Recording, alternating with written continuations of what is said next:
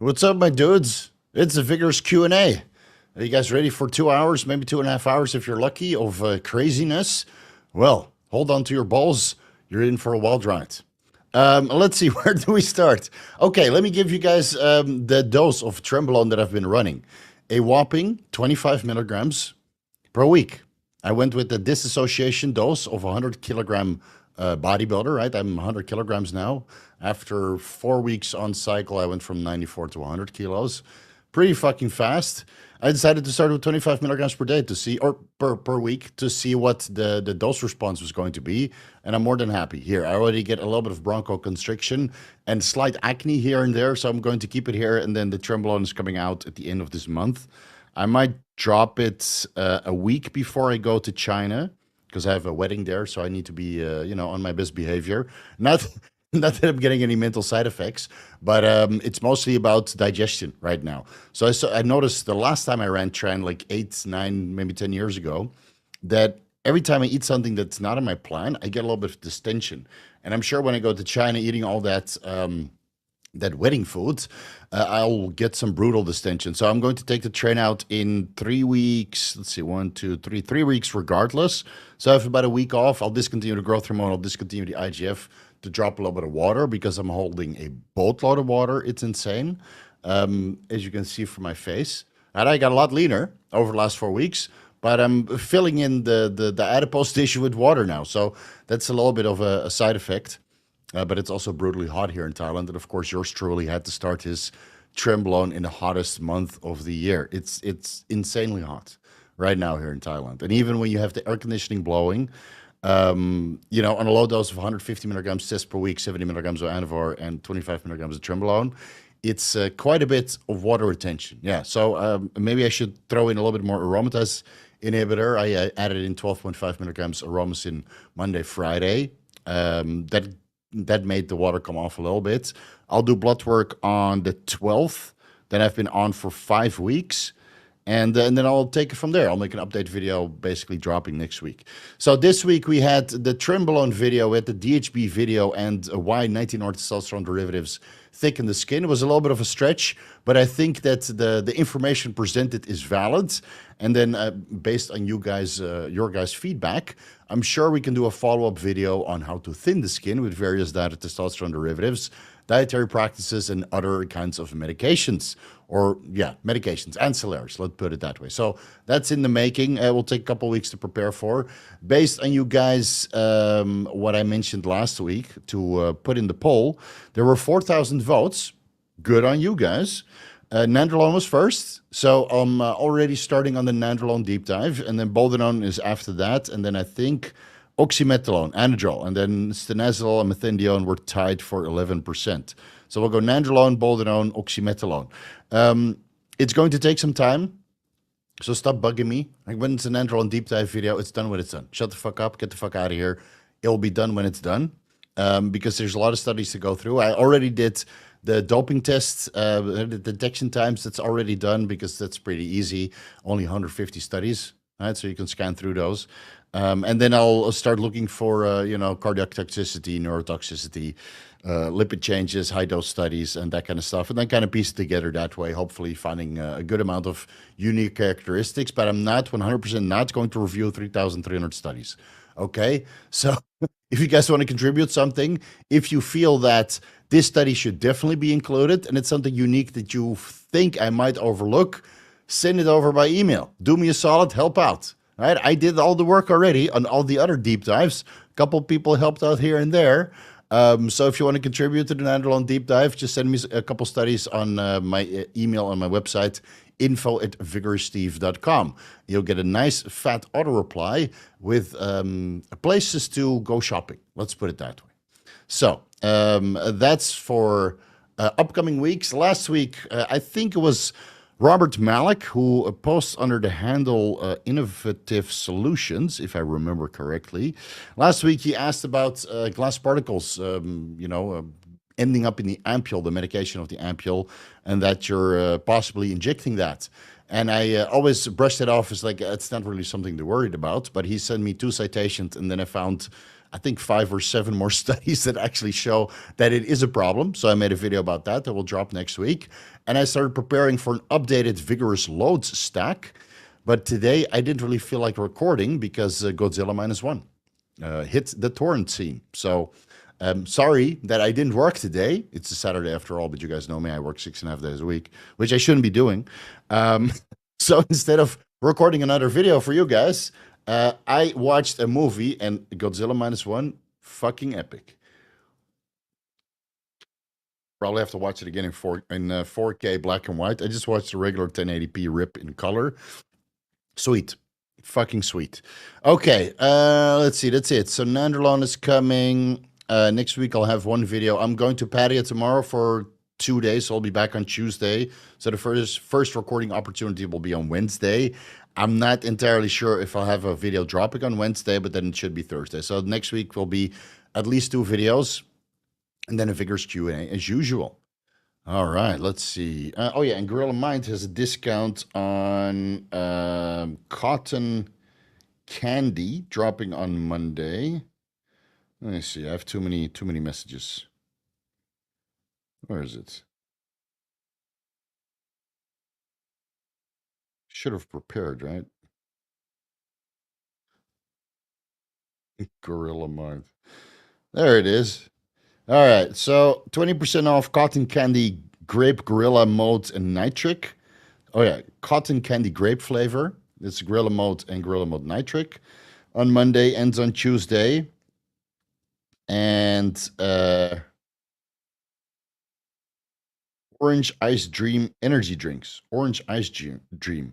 But if you live outside of the United States, it's better just to buy Respawn because those energy drinks are fucking heavy. And you'll get murdered on the shipping fees. All right. Hopefully my audio is working. Otherwise, people would be complaining by now. All right, cool. So we're going to start with the questions. I'm already 20 minutes behind, but that's the nature of the game, baby.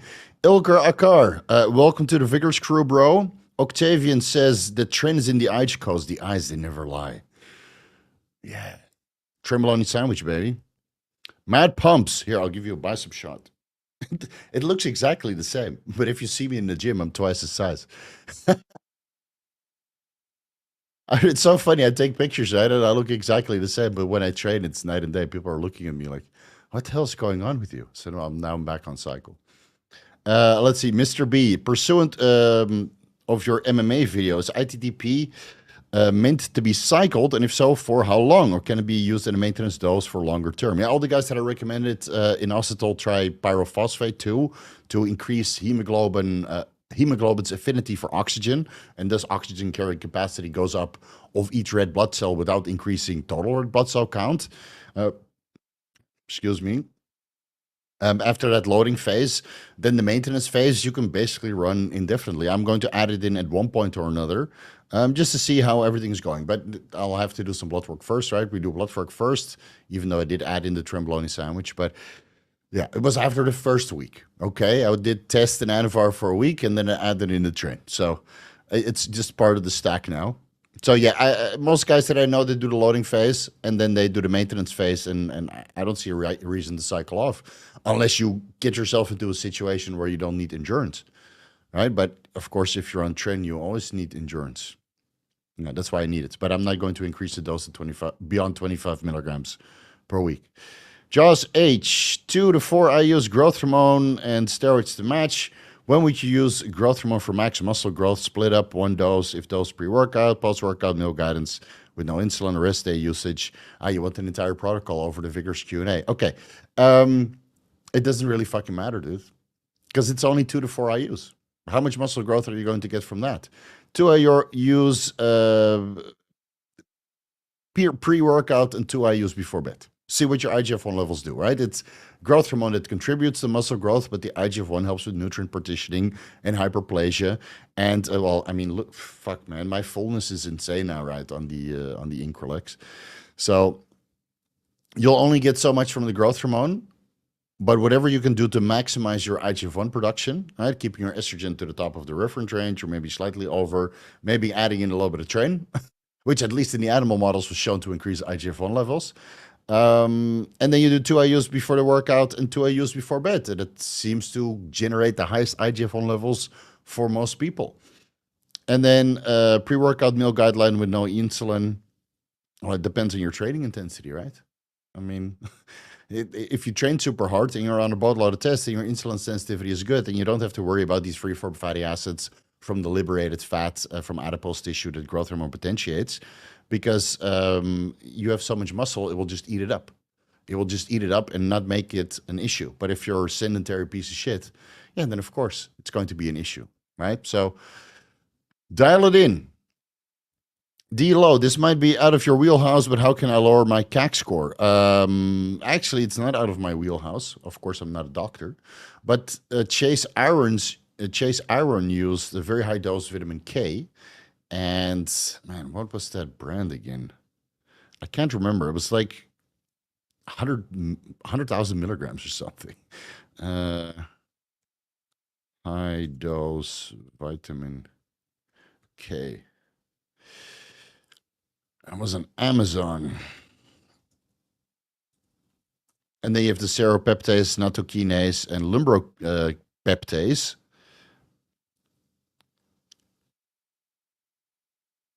You know what? Do me a solid. Ask this question again when this vigorous Q&A finishes, because I don't want to spend so much time on this. But I have it stocked somewhere, these links, because people ask me these questions all the time. So do me a solid when this vigorous Q&A is over. Just post a comment, and then once I read the comment, I'll add those links to seropeptase, nattokinase, lumbrokinase with particular dosage ranges, and the vitamin K supplement, which are known to help reduce CAC score over time. And megadosing vitamin D3 into the 300,000 IU range is also known to do that.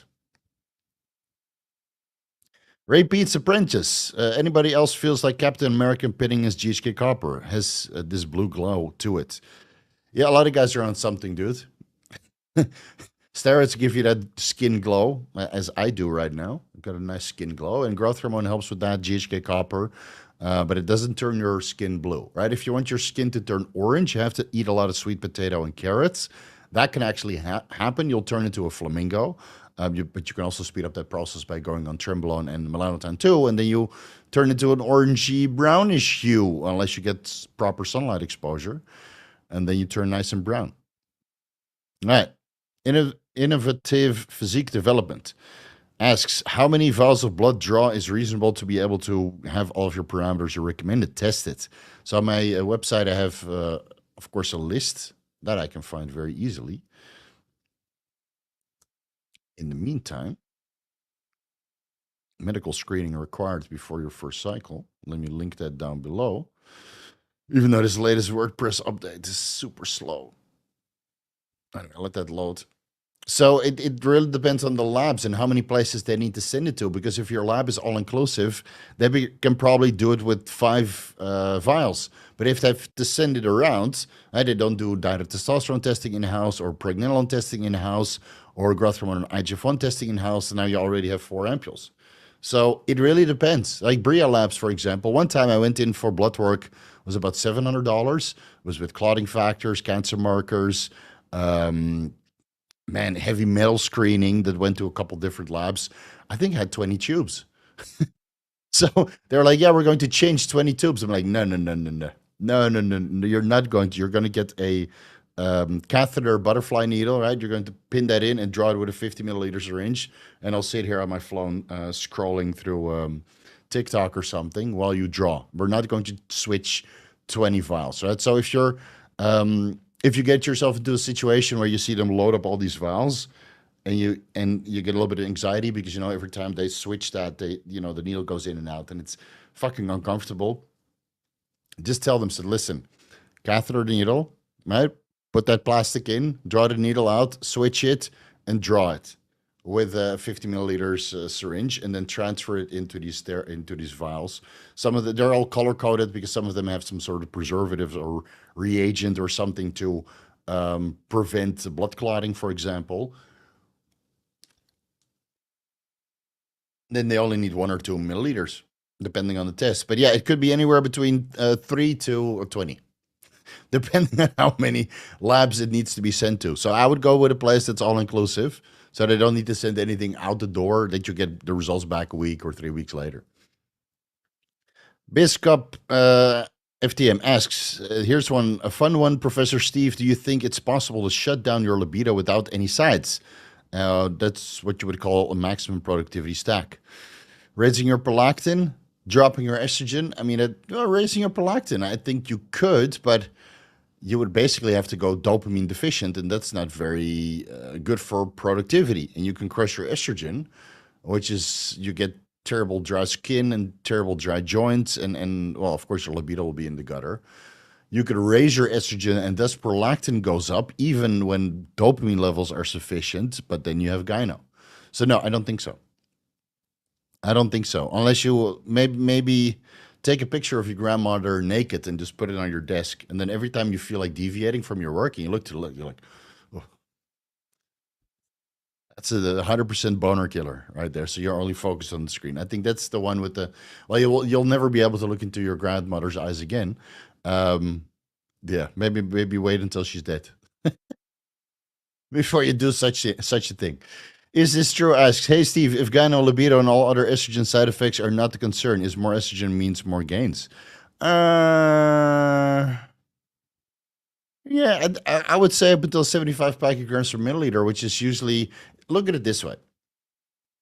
You have the anabolic to androgenic dissociation, right? Where a compound of like selective androgen receptor modulators are anabolic on the left or ani muscle, and then beyond a certain dose, the selectivity is lost and it starts to act on the prostate.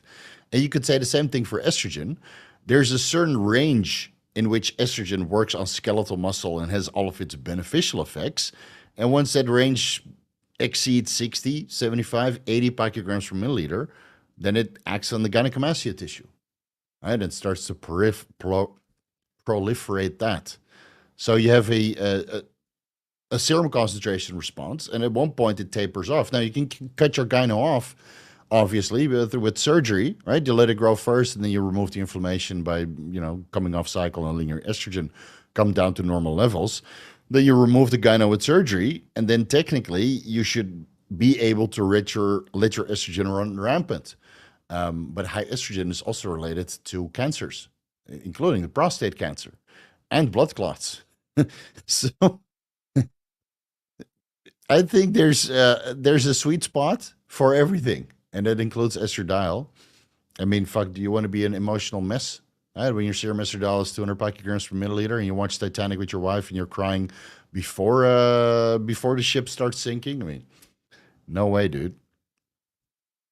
Morphix asks, hey Steve, I understand the importance of growth hormone in bulking with insulin and test stack, but what are the benefits of GH cutting other than fat burning? Fullness.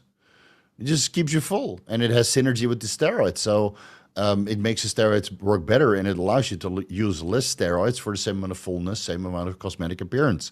This is why I'm full as fuck, because I'm using Test, Anavar, Tren, GH, and IGF-1. I'm stacking everything at a low and effective dose, and I'm full as a house, as strong as an ox. So, right? And in your case, you probably don't have access to Increlex, so you use the insulin. So stacking a multitude of different compounds together will prevent you from unnecessarily needing to increase the dose of each compound separately, even though higher dosages of growth hormone allow you to tolerate more androgens. But in most cases, you don't need more androgens because this higher dose of growth hormone is already providing synergy, and now you get more bang for your buck for your total cycle. Will it be more expensive? Yes, because growth hormone is more expensive unless you go with those generics that are like $1.10 per IU. Of course, then you can easily run 10 IUs per day because it's only $10. Might be a lot for some people, but if you're a bodybuilder, $300 per month, it's an afterthought. And otherwise, you gotta hit that OnlyFans a little bit harder so you can make some money. So yeah, fullness, and of course lipolysis and anabolism, right, downstream, because IGF-1 levels will be elevated.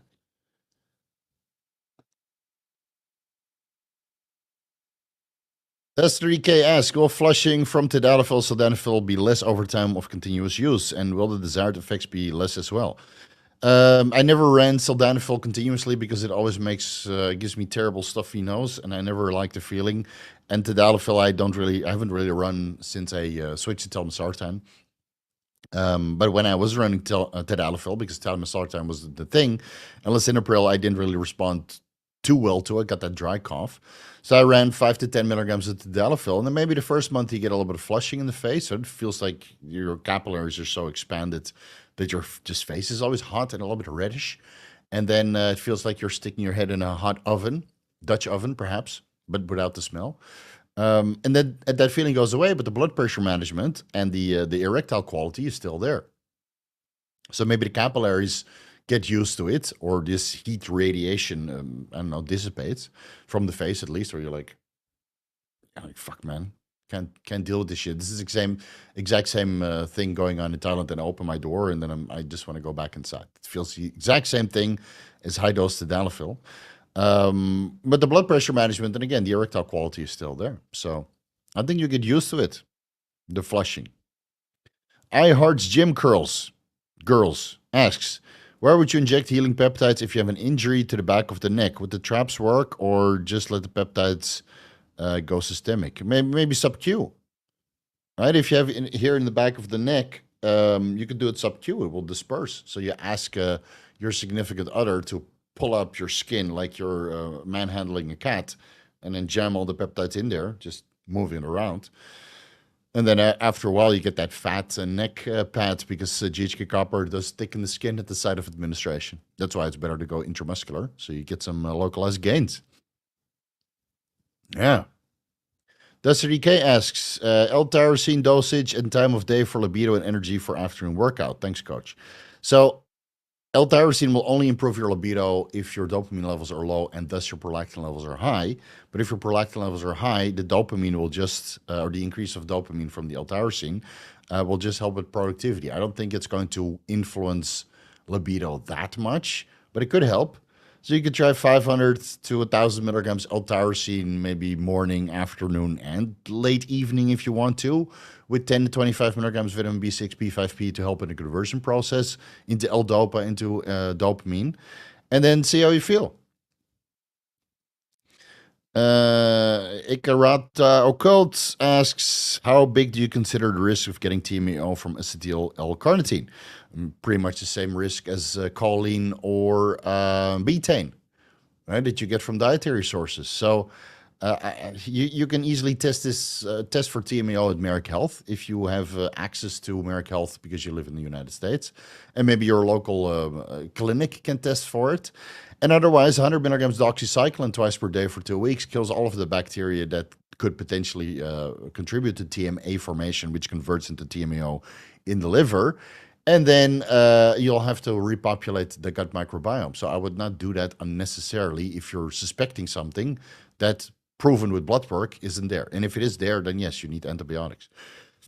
Or you need to cut the carnitine, the betaine, and the choline out of your diet, which is going to be hard because it's found in animal meat sources, and you need animal meat sources to grow. Innovative Physique Development asks, why do you wash down your sublingual administrations of oral steroids with grapefruit juice? Okay, so grapefruit juice has naringenin, and bergamottin, which are cytochrome P453A4 inhibitors, and many medications, oral steroids, and ancillaries are metabolized by these CYP3A4 enzymes. So if you inhibit those CYP3A4 enzymes, then the oral bioavailability and the overall active life should be extended. Now, you can also take oral steroids sublingually. This is what I'm doing, 10 milligrams Anavar pre-workouts sublingually, right? I crush up those tablets, put the saliva under my tongue, and then I drive to the gym, and it should work by the time I get my first working set in. And I'm taking fluvoxamine, which is also a potent cytochrome P450 inhibitor. Maybe that's why I'm responding so well to the Trenbolone, because it's simply not getting metabolized. So if you're not on fluvoxamine or another SSRI, which is a CYP3A4 inhibitor, then yes, grapefruit juice is very, very good. I think Gorilla Mind has a product called CAMP, or I think they just rebranded, by the way. So you have to check out the packaging. I'll link it if I don't forget when we're done. And one of those products has naringenin in it, and that's a non-stimulatory fat burner. So you could take that with your oral steroids, and then potentially increase bioavailability. Biscop asks, how do you feel about clearly very intelligent people with very high level of knowledge saying absolute nonsense way too often, like Mike Israetel, Andrew Huberman, Peter Attia? Really drags me down seeing this. Maybe you're just not intelligent enough to pick up on what they're saying. Maybe that's it. You know, like we all say dumb shit sometimes, right? Especially Mike Israetel, because I think he gets a rise out of that. Half of his stuff now is, I don't know, verbal diarrhea, which is very entertaining. And this is probably the reason why his channel took off so much. Yeah, Andrew Huberman makes mistakes. Peter Attia makes mistakes. I make mistake. I think if the person that you're following is 95 to 99% correct, then you can stay on board. And if they drop to 50% or 20%, like some people in the fitness industry, well, then hit the unsubscribe button or hit the subscribe button again and just exit. Right? I mean, you can subscribe to anybody who you want to and unsubscribe from anybody who you want to. So if you feel that they're saying absolute nonsense, whether that's Israetel, Huberman, Attia, me, or anybody else, just unsub and don't worry about it. Right? You don't have to stress about it. Just throw up your hands and fuck them out, and then you don't come back. So I'm sure many people have unsubscribed from my YouTube channel since I, went from like a 100% bro science being 120 kilos or 118 kilos in the morning, and then just making random videos about bodybuilding and real hardcore shit to now being a little bit more evidence based and a little bit more production value, and then speaking so goddamn fast, and people just clock out. It's okay. It's okay. It's just up to you not to be upset about it, because then it eats away at you. So most people are incorrect at one point or another, including you, Biscop. You will be incorrect at one point or another also. Hopefully you're 95% correct, and the other 5% is just forgivable. There's not too many questions. I'll drop one more. How do you feel about Micronized Pharma DHEA, pregnenolone, and melatonin versus normal supplements with those? Dave Lee talks a lot about differences between those. Yeah, so of course there's a difference between a micronized pharmaceutical grade DHEA and pregnenolone and melatonin as well. Of course, those are higher quality than what you would get from cookie cutter over-the-counter supplements. Doesn't mean that those don't work, but if you have a serious medical condition, you can't sleep, or your DHEA levels are super low and you have some sort of absorption problem, then it might be better to go with super pharmaceutical micronized versions. Take those sublingually multiple times per day so the DHEA sulfate and pregnenolone sulfate can slowly restore to normal levels, so you have a reservoir of these hormones in your body. And then, micronized pharmaceutical grade is probably more difficult to get and more expensive. And then you switch to over-the-counter supplements to keep that high, to just keep it elevated, right? To keep the reservoir going. And the melatonin, yeah, everybody responds differently. I went up to, what was it, 30 milligrams melatonin. I tried the Natural brand. I tried the Now Foods brand. Of course, not micronized pharmaceutical grade. But at those high dosages, I just got adverse effects. So I take 10 milligrams now, or 5 milligrams, 5 to 10 milligrams per day now with my Trenbolone. And so far, so good. I sleep like a baby, albeit that I only sleep 6 to 7 hours. Well, that's part of the game. Now, here, Robert Malik. Love the new background. The background's always been the same. Maybe you've signed up since a long time ago when the background was different. Much appreciated for sending me those studies, man. I made an entire video about those glass ampules. Everybody should get on the Wattman filters. What's up, Duster? All right, let's do some super chats. Aromacin protocol, currently on 12.5 milligrams every day. Is this sustainable to run every day on cycle? Estradiol stays 31 to 37. Well, if you keep your estradiol towards the top of the reference range, I think it's sustainable, because all of the terrible side effects associated with aromatase inhibitors are directly related to low estrogen levels, because in most cases, aromatase inhibitors are megadosed because women have breast cancer, right? Postmenopausal women have breast cancer. So let me link you a video titled "Aromatase Inhibitors Aren't the Devil."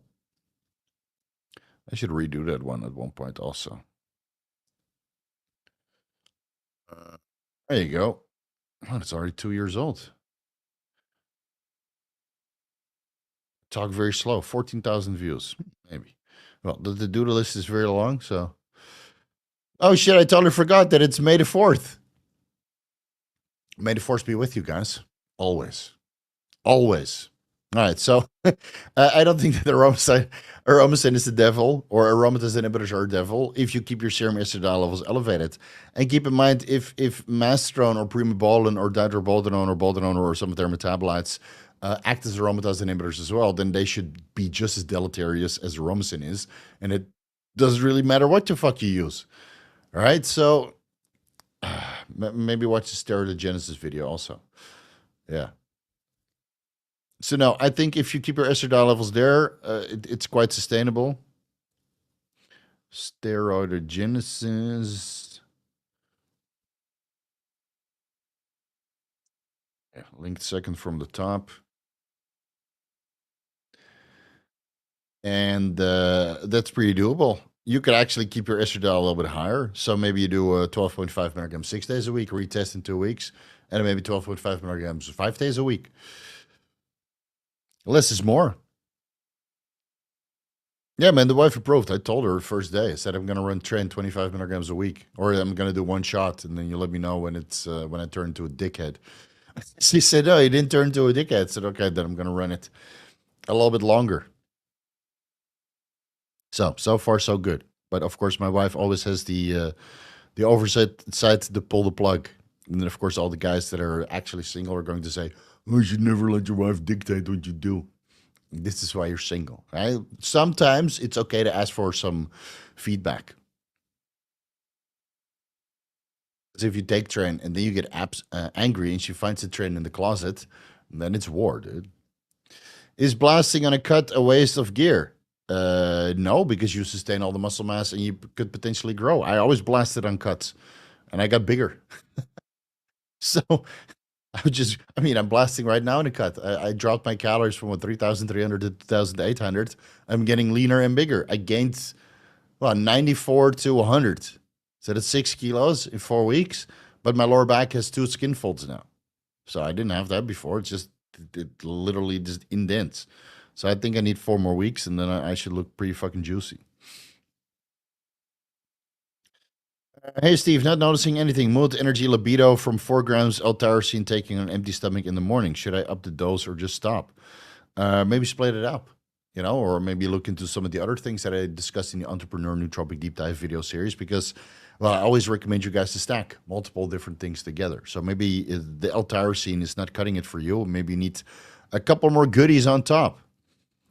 Steve, have insulin on standby to save me. It's my brother's 18th birthday, and his Mars cake is going to make me diabetic and superdose of vodka for my liver from the alcohol. Okay, don't mix alcohol with insulin, right? Because you might mismeasure when you're cognitively impaired. So just eat your Mars cake, Iron Grit, and have your alcohol. Enjoy the night.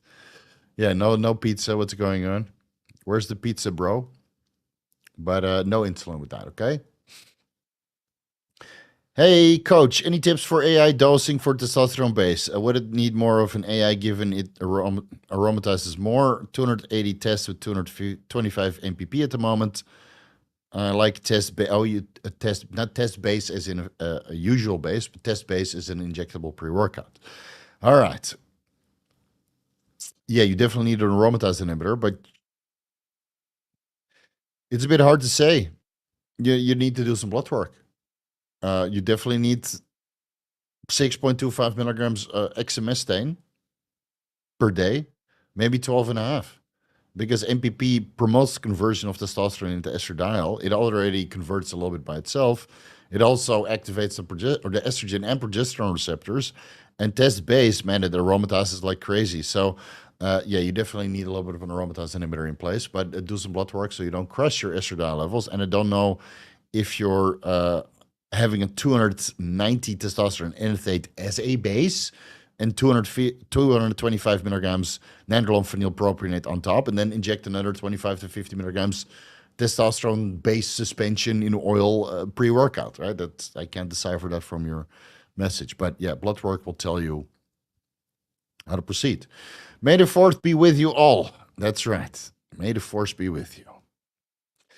Best time of the day to use GH to burn fat and build muscle. I don't know. The Dr. Dean St. Martin, Kurt Haven say before bed. I've always done it intramuscularly before cardio. And well, I guess we need to do a pulse down, see who's bigger. Yeah, because that usually, the evidence doesn't matter, right? It just matters if you're bigger or not. I think Kurt is bigger than I am, though. I'm 100 kilos. I'm not sure how big Kurt is, but I'm 100 kilos. I used to be 120 at the end of the day. It could be before bed. Honestly, I don't think it matters that much. Because GH is still a terrible fat burner. It will not come anywhere close to the clenbuterol or 5-amino-1-MQ or the tirzepatide or retatrutide that you're taking. Hyped as fucks for Vigorous Loads Part 2. Yeah, it's the script is ready, but I didn't feel like recording, so we'll get to it next week. Hey, Steve, anything you would alter about Jardine monophosphate daily, modafinil Sundays, max, Monday, Thursday, Saturday, Uprosine, Monday, Wednesday, Friday, Alpha GPC, and methylene blue Tuesday.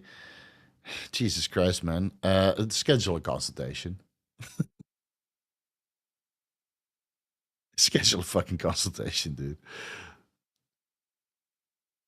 This will take me a while to decipher. Honestly, I would just take this fucking every day. Yeah, don't be a pussy. I would take all of this at low dosages every day.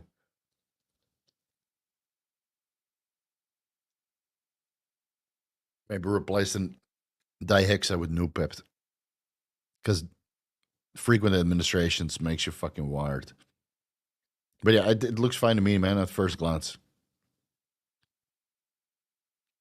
The 4th is the 4th is vigorous on this one. Nerd power. Yeah. Currently on 150 milligrams testosterone, 3 times 1,000 IUs HCG per week. Thinking about adding 25 milligrams DECA. Is that per week or per day? I'm assuming it's per week. Would it still prevent joint lubrication at that dose, and would HCG still work?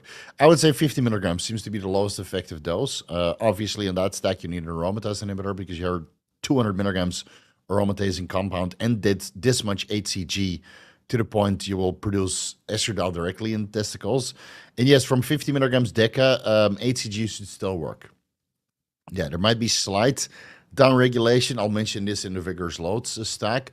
Trembolone is the biggest culprit. Guess what? My semen volume has already come down from 4 milliliters to 2 milliliters. But the frequency of ejaculations has also increased. So maybe that's the cause. Right? On Tren, you're just a horny animal, horny bastard. So yeah, of course that reduces semen volume also. So yeah, I think it will still work if you have 50 milligrams DECA per day. Or per week, sorry, 50 per week. I don't think you'll get too much testicular issues with this much HCG. But on 50 milligrams Tren per week, yeah, they'll probably already have issues. Do you have any experience with EBV and how to treat? What is EBV? I like it when you guys ask me medical questions when you know. Epstein-Barr virus. No, I have no idea. I'm not a doctor. Please consult a doctor, not some guy that you think is a doctor online, even though the disclaimer clearly says that I'm not a doctor. So please, ask a doctor. That's what the doctors are there for. And if you say, I don't trust doctors, then you're stupid, because these guys went to medical school for a very, very, very long time. And there are also many of them. So if you don't like one doctor, then you go to the next doctor. Octavian, but how do you make your grandmother to stay still for the photo? Yeah, I don't know, man. Ask AI. Amar Joshi, tuned in late. First thing I hear, taking a picture of your grandmother naked. Never's changed. Yeah, it's you got to make some jokes in there, otherwise the attention span just comes down. Steve, went to the Cheesecake Factory because you always rave about it. Horrible. Expensive, small portions, mediocre food. Found old shrimp tail in girlfriend's meal. What the fuck? Don't complain, man. Why are you trying to sour everybody's boat? And where did you go? Did you go in Thailand? Did you go in Las Vegas? Did you go in China? Did you go in Dubai? There's difference between a Cheesecake Factory. And yeah, but shit happens. Cheesecake Factory is expensive. Small portions, I don't know what you eat, dude, but those portions are fucking huge. Yeah, mediocre foods, yeah, depends on what you order. Anyway, if you don't like that, then I can highly recommend this restaurant. If this is more to your liking, it will also be very expensive, but hey, you get what you pay for in life. Kempinski.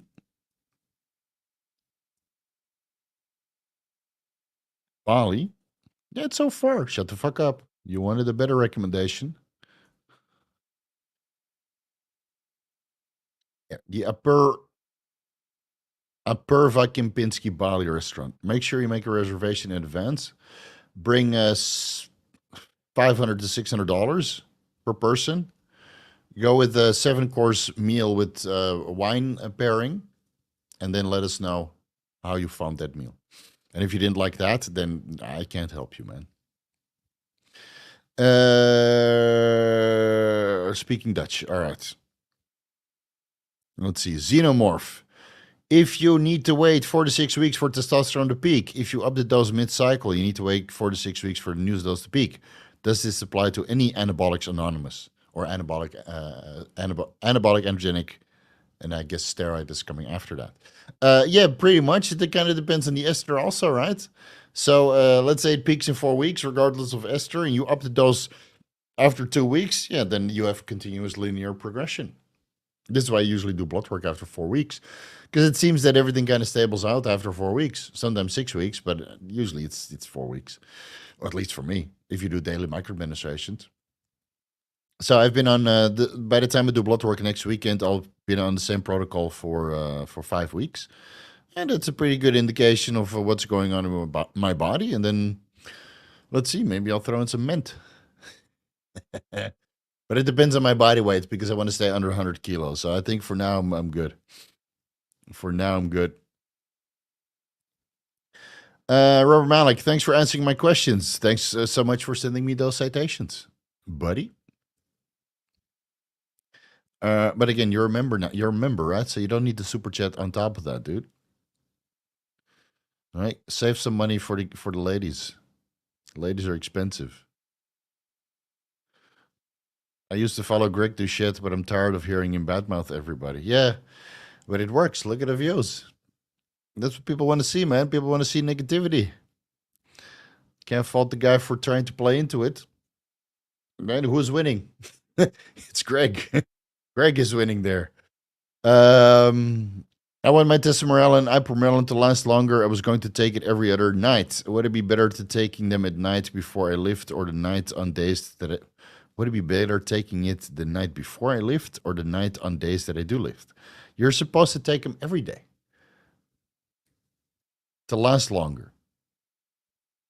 And I was, oh, you want it to last longer because it's expensive. Okay. Yeah, every I don't know, do it lifting days, and then Wednesday, Saturday. So let's say you lift like I do Monday, Tuesday, Thursday, Friday. You do your testosterone and ipamorelin before bed, and then on Wednesday, Saturday, Sunday, you take MK677. That's fucking cheap, 20 to 30 milligrams. Testosterone and ipamorelin is kind of expensive. MK677 you can buy with fucking discount codes anywhere. Run that on the other days.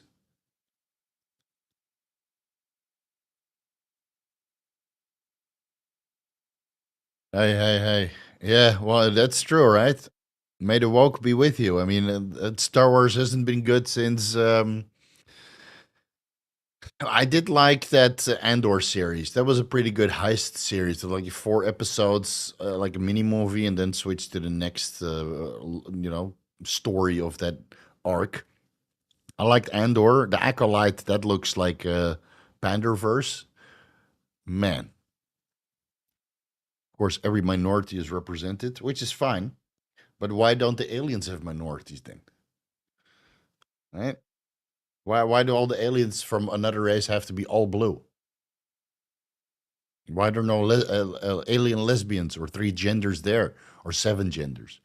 I don't get it. If you want to be all inclusive, you got to include all of the species and all their quirks. Fuck. I was referring to the background that was shown before you went live, the white one with all the scientific characters. Oh yeah, I changed that one. Yeah, the pre-live. All right, cool. God, man, I'm so far behind. Biscup MTV, bro, the reason it pains me when Estradiol establish easily provable how much good info and experience they have.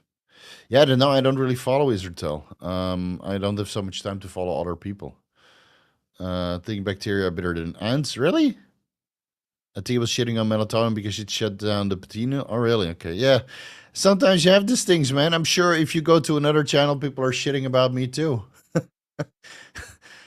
It is what it is, dude. It is what it is.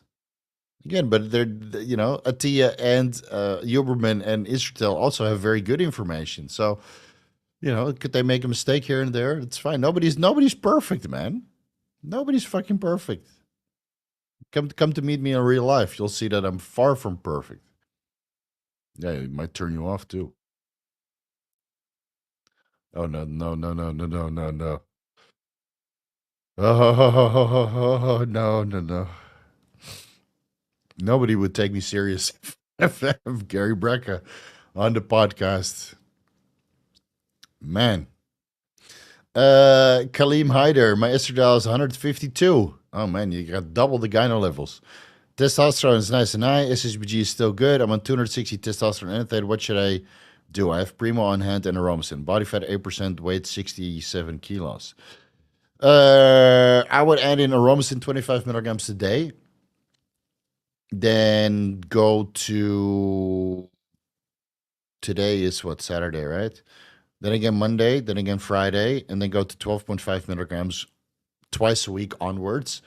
So let's see, Saturday the 4th, May the 4th be 25 milligrams, May the 6th and May the 10th, 25 milligrams.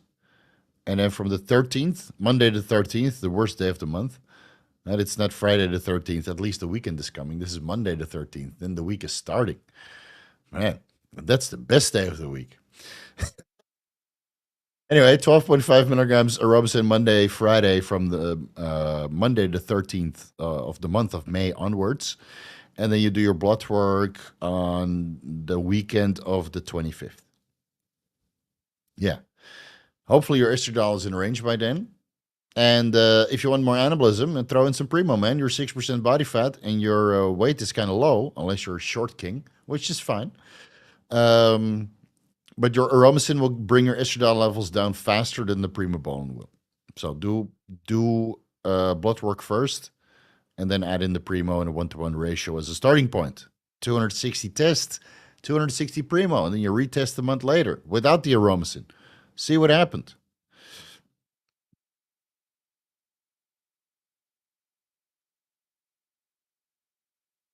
Yeah, is an anonymous Indian. Yeah, those are the guys that you every time you call a corporation in the Western world, you talk to AI, anonymous Indians, and you wouldn't even know, dude.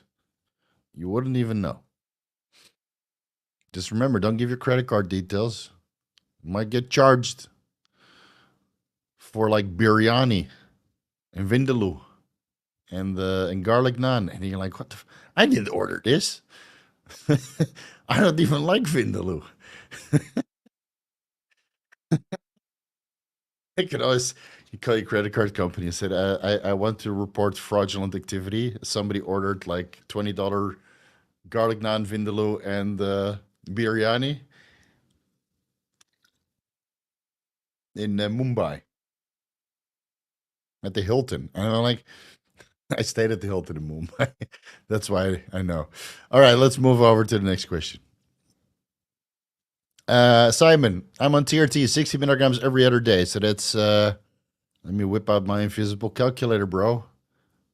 Times 3.5. 210. Nice funky number like I always run. Primobolan, 75 milligrams twice weekly. So that's 150 milligrams for estrogen and SHBG management. When is the best time to get labs on Primo? On the day you take TRT and Primo the same day, then you go in for lab the next day. Yeah. That's what I would recommend. But it's Primo enanthate, and you're probably running testosterone enanthate or cypionate, so the fluctuations are not going to be that dramatic. Let me go with the members first. Does anybody know what care oils Alcoholics Anonymous use for their vitamin D3? No, I don't. I don't know. But you can just shoot them a message on Instagram, and they will answer it. I think a lot of it is water based, and then we don't call them Alcoholics Anonymous, but Anabolics Anonymous. Yeah, just like Red Raccoon powders. Alexander Carrera, I've been using one. I use growth from a pre-workout. Is that a good dose for women? Oh, you can. You're jacked, Alexandra. You can up it to 3. Yeah, my wife was running like 2.4, 3, sometimes 4. Come on, man. Don't be moderate. You're competing. Don't be modest. You're competing. Plus, you run Agif on Des. Come on, come on. Put that money to work. Don't you ruin Alien Romulus, Coach? Is it even out? It looks scary. I don't do well with scary movies. Yeah. Shogun was great, by the way. I watched Shogun, man.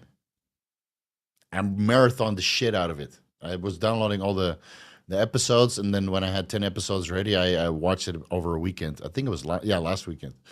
Oh man, so good. And it's done. 1 season and it's done. No, nothing else after that. So yeah, good stuff. Cerebralizing update. If I try it, how to inject such a large volume of liquid? What gauge needle should I use?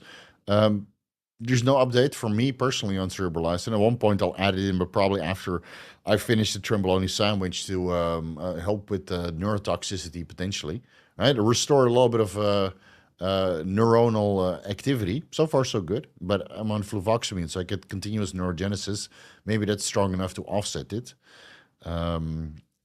It's very easy to inject cerebralizing, man. It's the most pain-free, the most the smoothest injection ever. 5 milliliters into the glutes, goes in like butter. You use a 25 gauge, or you can even use a 27 gauge, because it's water based. It goes through. You don't even need a thick needle.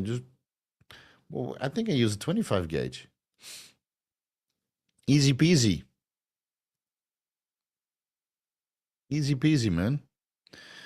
Thoughts on Tanner Tatter? Yeah, good guy, man. I had a podcast with him.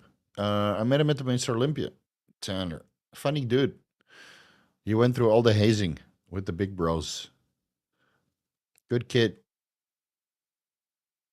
And he's digesting all the content from me and all the other educators down for the young kids. Because the young kids, they don't want to listen to an old fart like I do. And because we're always so condescending that you shouldn't use SARMs. And I think Tanner has his own spin on the content. So they probably rather listen to him than they really listen to me. But Tanner is doing the spreading the gospel of staying healthy and doing your due diligence with blood work and research. So I'm all the more for it, man. I'm all the more for it. Ever use DMAA? You take 50 milligrams pre-workout every now and then. Curious of your thoughts. Dimeth. It said DMEA or DM. I think it was one in one of the Gorilla Mind supplements, but he took it out, and I haven't used it since. So I don't really take pre-workout. Once in a while, I'll take a scoop of Gorilla Mode Nitric, but I'm so tuned in, I'm so dialed in. I don't need that shit anymore, man. Most bodybuilders don't take pre-workout. You know, I had a stint where I was like fucking double scooping nitric, and I had like phenomenal workouts, moving mountains of weight. But it's no longer in my interest, you know, because it just gives me brain fog. So I do my workouts, I go to failure, I get my intensity in, but I don't need any kind of stimulant or besides caffeine to get the job done. So and plus I'm 40, man. I've been training for 25 years. I don't need to sit there fucking shaking hand anymore. I've been through that shit already. And if that means my legs are not going to grow as big as they used to be, then so be it, man. At least my cock will look big. You know. Might turn me off meeting you in person. It might be much worse. It might turn on me. Yeah. Yeah, you never know, dude. You never know. I think everybody that met me at the Mr. Olympia for the last couple of years can vouch that I'm not too bad. Hey, Steve, I'm a 43-year-old male, 180 grams. I hope you use milligrams, bro. TRT test pinned weekly puts me at 2,500 nanograms per deciliter total testosterone. What is the desired nanogram per deciliter for the first real test cycle. Love you, all you do. I know, I would just go to 250 and then 375 and then 500. Just slowly and steadily keep increasing the dose, like I mentioned in the step-by-step cycle design. Because you're on true TRT now, and if you go to 250, you're basically increasing the dose by 150% or by 50%, right? From the baseline being 100. And you will notice that. I mean, I went from 0 to 150 milligrams a test, and Anavar and Tren, obviously, and I fucking noticed it.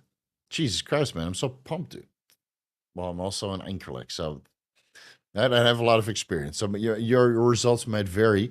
So I don't know, 250 test, check your estradiol. You probably need an aromatase inhibitor, maybe 4 weeks, 6 weeks, 8 weeks, 12 weeks, however long you get results from the dose increase. And then at one point you stall and you increase your calories a couple times, right? Like I mentioned in the step-by-step cycle design video, and then which is now linked down below. And then you go to 375. That's another 50% increase. And then you go to 500. That's a little bit less than 50% increase, but it's easy to measure. It's 2 ampules or 2 cc's per week, or 2.5 cc's if you're using testosterone cypionate. And you just slowly keep building it up. And at one point you get bored of that, and then you add in the Primo or another compound of your preference. Right? So it's just step by step, man.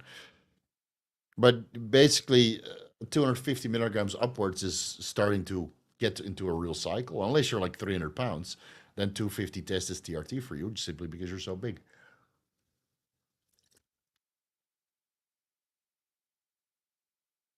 Which birth control for boosting SHBG? All the pills in Europe contain progestins, just gestogens, besides estrogen. Which one can I use, and how fast can it boost SHBG? My SHBG is almost 0 while on TRT. Oh, that's very low. What your serum estradiol levels are at? Because if your serum estradiol levels are at the top of the reference range, then exogenous estrogen is not going to move the needle for you. Maybe you need to come off TRT and just run HCG monotherapy for a while. Send me an email, info@vigorsteve.com, and you might be able to be, you'll probably be presented with places to do additional research. Let's put it that way. Yeah, but I would go with HCG monotherapy and come off a test for a while, because that increases SHBG quite a bit, and of course libido and all the good stuff will go up as well. Oh man, almost reset the chat. Where am I?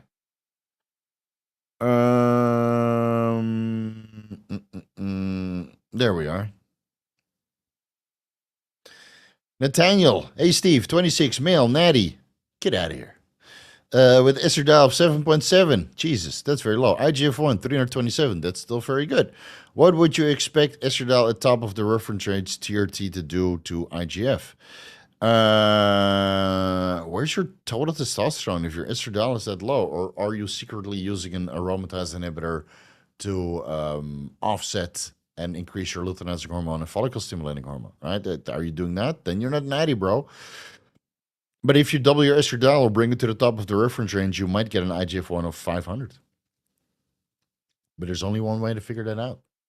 That's by getting your hands dirty. So you never know, man. Maybe your IGF-1 levels go down. That happens also because you get more, how do you say it? Instead of the IGF-1 being in the bloodstream, it's now in your skeletal muscle being utilized, right? I mean, my IGF-1 levels were low. And even when I started injecting IGF-1, my IGF-1 levels are still low. They're like 400 nanograms per deciliter. But the difference is fucking crazy. So it's not always about what's in serum. It has to be in the muscle. Yeah, and Fallout 2. Fallout was also great. Also marathon that. That will be extended for a second season. So I'm looking forward to that. And now if they can make Skyrim and just fucking promise me that it will start right as Skyrim starts. You open your eyes and you have some Nord talk to you. Hey, you're finally awake.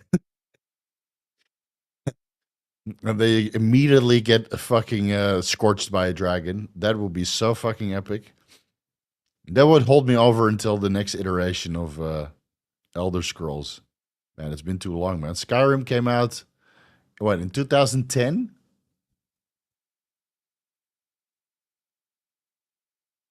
I don't know what they're doing over there in Bethesda, man. 11. Yeah, yeah. I came back from traveling, and I was basically I traveled for a year, right? So I came back home. I traveled through Mongolia and all these, man, all over Asia, basically, experiencing the wildest shit. And then you go back to Holland in winter trying to look for a job. I was fucking clinically depressed. So I played Skyrim all day, and I went to the gym and I went on steroids, and that kept me going. Yeah, until the PlayStation 3, the memory got full, and then you couldn't use the PlayStation 3, so I had to restart Skyrim on the PC, and that at least the save data didn't mess with your frame rate. Anyway, we're getting off track. Frank, can you check your off IGF-1 LR3? Damn auto, goddamn autocorrect. Can you check your IGF-1 LR3 with serum IGF-1 blood test line like you can? So that's weird. Like some labs will detect it and some labs won't. And it really depends on the sensitivity and the equipment that they use. I've used IGF-1 from the same brand. I got nothing out of it, no changes in serum levels.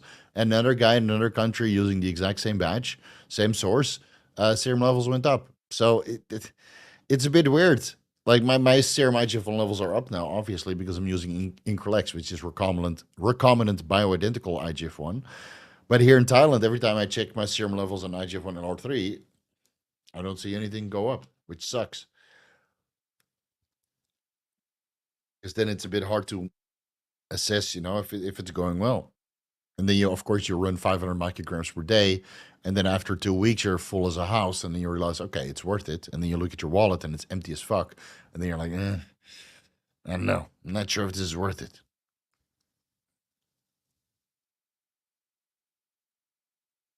Paul Shepard, any recommendations for herniated disc PD wise? No, I have no idea. I have no idea. Seems like a structural issue. No, I've never used Lexapro. I had a discussion a long time ago with Leo about fluvoxamine. I was a little bit on the fence on which one to use, and on his recommendation, I started fluvoxamine. And I never really looked into another one besides vortioxetine, which I did look into, but it seems that there's a lot of adverse reports, whereas with fluvoxamine, it doesn't really seem to be the case. So I'm happy with fluvoxamine. I'll just stay on fluvoxamine, even though vortioxetine has more neurogenesis. Why the anecdotal reports and the horror stories are turning me off a little bit, and I don't think I need to experiment with anything else. Because the fluvoxamine at 50 milligrams per day, fucking nice. Estradiol, already answered this, Kalim. So, but thanks for the $5 again. How would you dose vortioxetine, and are the effects similar to fluvoxamine? Fluvoxamine is out of stock in my country.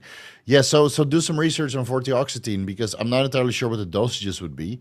And the adverse effects seem to be more common than fluvoxamine. And I haven't really talked to anybody who've used vortioxetine themselves. Like I talked to plenty of guys who've used fluvoxamine and had a good response after slowly tapering up the dose. But I haven't really talked to anybody who used vortioxetine. Maybe one or two guys, and they said they initially had some adverse effects and that it was heaven or bliss, right? And they got good effects. But comparing the neurogenesis, switching from one to the other, I don't think you can actually tell the difference, honestly. Unless you do some sort of biopsy in your brain. Well, you'll lose brain cells and it's waste. Might as well just drink alcohol, which I will be doing tomorrow. Yeah. Very happy the doctor likes Hotchkiss, Draper, Wingy. Try to stay actually on top of the science, not the government recommendation, and don't discard people like you just cause you're not an MD. No, these guys are absolutely great.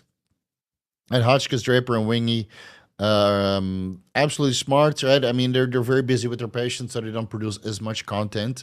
But yeah, and then I think I had a podcast with Hotchkiss and Andrew Wingy. So, and they're super nice guy, man. Super cool people. I met a Hotchkiss in at Swiss, and we talk occasionally. So yeah, and then there's other doctors out there who you'll see in the comment section of Peter Attia's podcast with Derek More Plates More Dates. You see all these doctors bitching. He's not a medical doctor. Blah blah blah blah blah blah. And you're jealous. Jealous people, just salty. Salty that Derek gets to talk to Peter Attia without a medical degree. That podcast that he did recently with the Dutch guy about protein synthesis, man, I love that one with Peter Attia. That one was really good. That's the latest one. TMAO, methyl hexamine. Yeah, makes sense not to use stimulants since you're already dialed in. Good point. Temporary jitters and cock vasoconstriction are unfortunate. Yeah, man, it can't afford those, man. Can't afford those.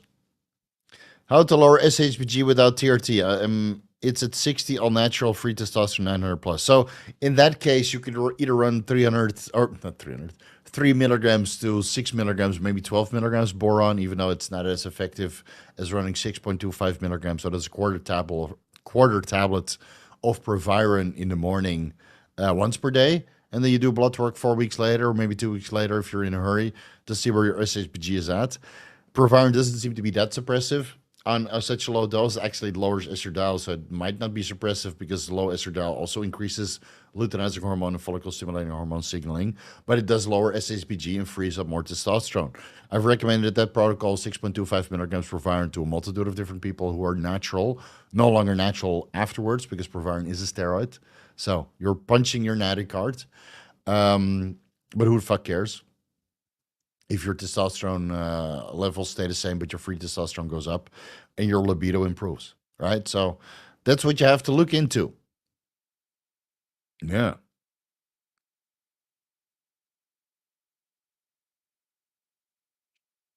Putting the men's book together now. If there's any interest, I can send you the DMB book for science. Yeah, email it over, man.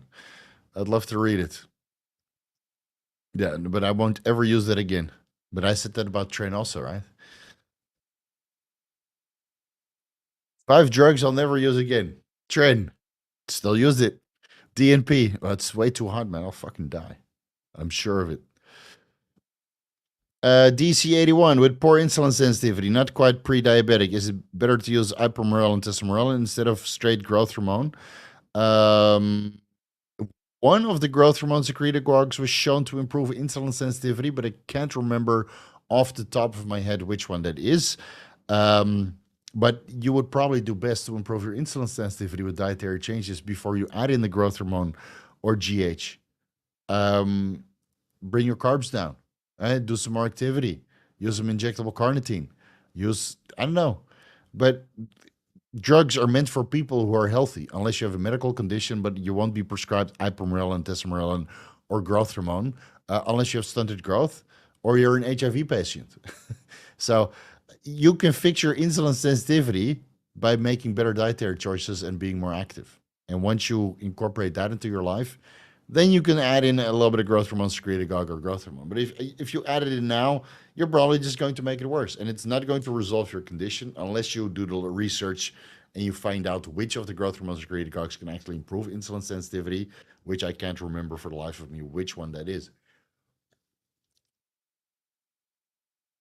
And even then, just because the science says that it might improve insulin sensitivity doesn't mean that it's going to work out for you. Right? It might not.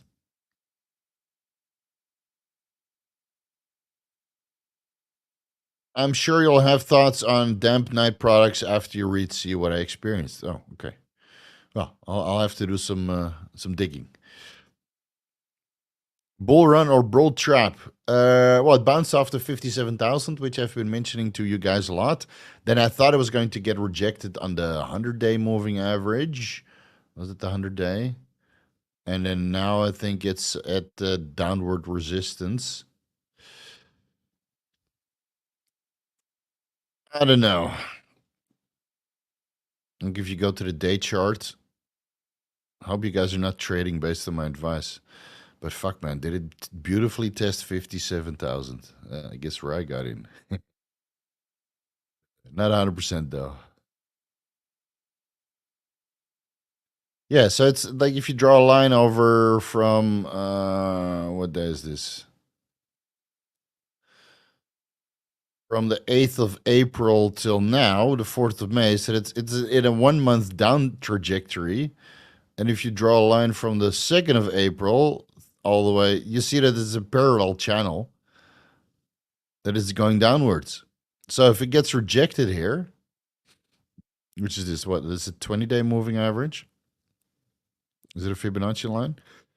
No. I know. Let's see what happens over the weekend. If it holds strong and Monday we see a little push through it, and then maybe 69, maybe 73. Never know, man. Oh, who knows? Might come down to 57 again. Let's see, what is the 100-day moving average? What about the 200s? Ooh, 200 is creeping up. Oh, that would be beautiful, though. If it comes down to like 52,500 by the end of May and then bounces off the 200-day moving average, which is like resistance in February, and then it supports 200-day moving average and the resistance of February becoming support, and then a giant boner into 125,000, of course, over a couple weeks, months. That would be nice. But hey, man, with crypto, you never know. Yeah. Crypto's paying for all my fertility protocols.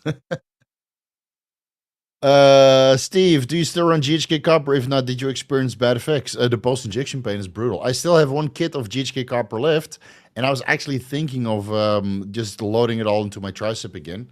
Like,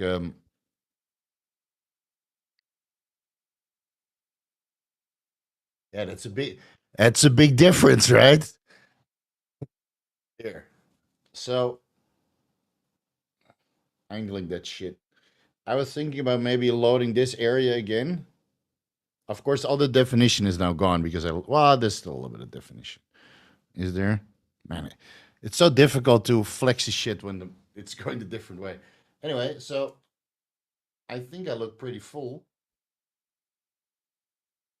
Turning into a fucking cam show. Yeah, so I might be loading up the triceps 5 milligrams per side until that's finished, and then I'm never running it again. But it gave me a big fucking sweep here. I didn't have that before. Great Pete's. Yeah, but my skin looks okay. I mean, I get a little bit of pimples, but it's probably because I had some cheese and some chocolate, which you definitely shouldn't be taking on Tremboloni sandwich. So that's out. Yeah. But for hair growth, for skin quality, man, I'm on glutathione. I eat healthy. I'm on vitamin C. I take collagen supplements. You know, I sweat every day. I'm good. Hey, Steve, are you happy with the view counts on the Tren video? No. To be honest, no. No.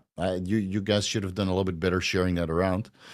You know, it's funny. There's another guy, some powerlifter, who released a Trembolone video, also long, 30 minutes, and he got 75,000 views. Oh, it was all experience. So maybe I'm doing it wrong again. I don't know, man. Sometimes you get fucking burned out by making videos, which I had this week, so that's why I'm going on holiday. Yeah, 3 days of chilling at the sauna. Now I can take unlimited saunas because I froze so much semen that I don't have to care about impaired spermatogenesis from the sauna. Yeah, so I'm gonna go to the sauna bar or what is it, Sans Cafe. I just go from sauna to ice bath, sauna to ice bath, sauna to ice bath, sauna maybe 5 times tomorrow. And don't show up. Let me just give me like a day by myself. Should have said where I was going. And then enjoy myself. Get my skin nice and like a little bit greasy now, right? So get that grease out, sweat that grease out. Needles. You mentioned in your last stream that South Asians, Indians aromatize more. Any idea why that could be? Any tips? I don't find any data as this. It's just anecdotally from all the guys that I talk to. It's a diet. Indian diet is terrible. And same goes for Pakistani and Bangladesh. It's honestly, it's a horrible fucking diet. All that vegan food and all these weird spices and stuff. It's I don't know. I've been to a lot of places in my life, and I could say hands down that from observation, Indians and Chinese people look the most unhealthy of all the countries that I've been to. And I've been to America. So that's saying a lot. Like general population in America looks mad unhealthy, but Indians and Chinese people look more unhealthy to me, right? Being a foreigner. So just from all the guys that I helped over the years, you know, Indians, Pakistanis, Bangladesh guys, it just aromatize a lot. And it's probably the diet or environmental pollutants or whatever, toxins. I don't know, man. And you know, many of these Indians they don't know how to cycle properly, so they just make it all shit. Just doesn't make sense. So yeah, you guys, there's a huge learning curve over there, and I really hope that you're keeping up to date, man, because that country needs a lot of steroid education and nutrition and training education for that matter. Can you consume tamsulosin for prostate enlargement on TRT or first cycle cookie cutter? I have noticed that while I'm on gear, the symptoms goes away, urgency to pee, and when I stopped, they come back. What you're stopping the tamsulosin? The tamsulosin, for the guys who don't know, is an alpha blocker that helps with urination if you have benign prostate enlargement. So I don't know. I never really coached anybody through benign prostate enlargement when they're on TRT or going for their first cycle. Um, I don't really see it. So I don't know. It I would stay on tamsulosin and keep tracking the size of your prostate because going on steroids might make it bigger. You know, more estrogen, more data testosterone signaling from the testosterone that you're taking, more androgens in general. So, and if you're taking inflammatory carrier orals, which will cause systemic inflammation, including in the prostate, and inflammation in the prostate is also not very good, I would proceed with caution, man. The good thing is that dinyl is known to block the androgen receptors in the prostate, maybe in other tissues as well, but it hasn't been investigated. So maybe you should run 200 milligrams dinyl along your first cookie cutter cycle to keep your serum estrogen levels in range and block the androgen receptors in the prostate. I have that in the androgen receptor deep dive video series. I'll link it down below. Citations are in there as well. Yeah, citations, bro. You gotta put the citations, even though nobody clicks on them. I still put it for the sake of completeness.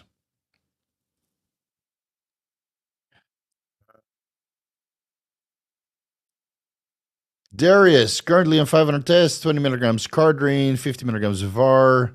What could I add to the stack to try up my cardio other than cardio? I'm being stronger for longer for football. Up my cardio other than cardio. Yeah, adenosine or inositol tripyrophosphate, ITTP. I discussed this in the endurance video. Like if you want to play American football, that's what I'm assuming. Not football as in European football, but American football. I don't think that much Anavar per day is going to really improve your stamina. So I would drop that out completely. Drop the test 250 milligrams. Actually, just watch the MMA stack, man. It will be the same shit for any sport. I just went with MMA because that's what people asked about. And then they asked for boxing. It will be the same.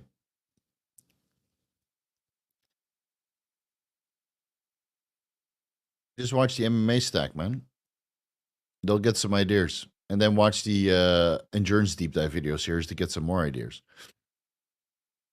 Stronger for longer. I think on 250 tests. Like if you're a big player, maybe 375 tests, maybe some Turinabol, and acetyl tripyrophosphate. Yeah, that's about it.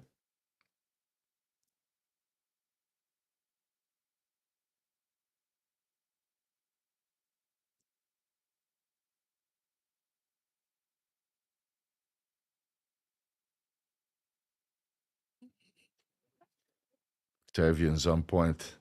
Would it be possible to get tirzepatide, insulin, glucagon-like responses from daily erythritide plus insulin, or would that be far-fetched idea at the end of a cut?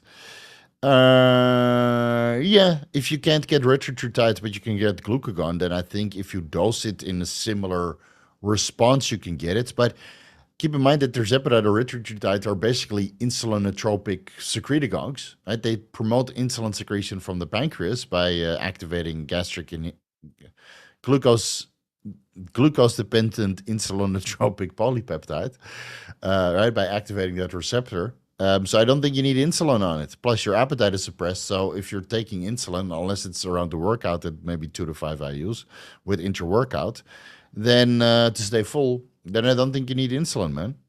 Or you do a long-acting insulin, maybe 5 to 10 IUs Lantus. Yeah, that could work.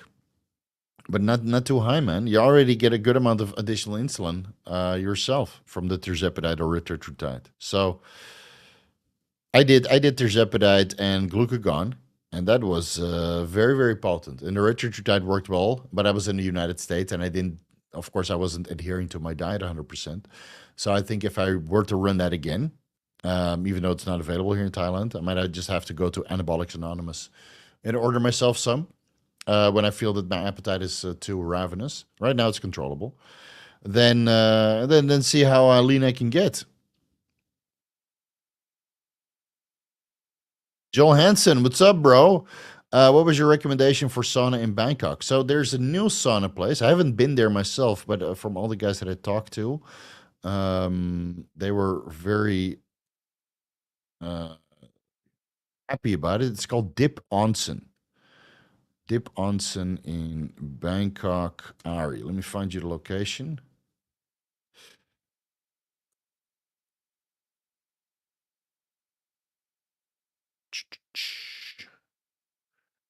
Share. Cool. Dip Onsen, Ari, Bangkok. All right, location is down below.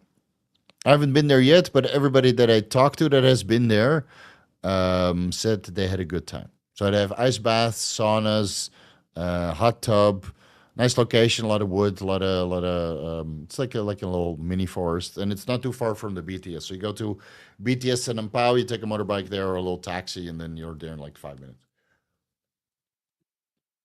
I think I'll have a look next weekend. Yeah. This is true. Hey, Steve, what would you use to control prolactin? Caber or Prami? Heard that Caber is horrible for the heart. Yeah. Bring your estradiol levels down, reduce the progestogenic signaling from trenbolone, nandrolone, or tristolone, and use 500 milligrams L-Tyrosine with 10 to 25 milligrams vitamin B6, B5P a couple times per day to increase your dopamine levels. And that's what I would do. All right. We've answered this question a million different times, so I'm not going to spend too much time on it.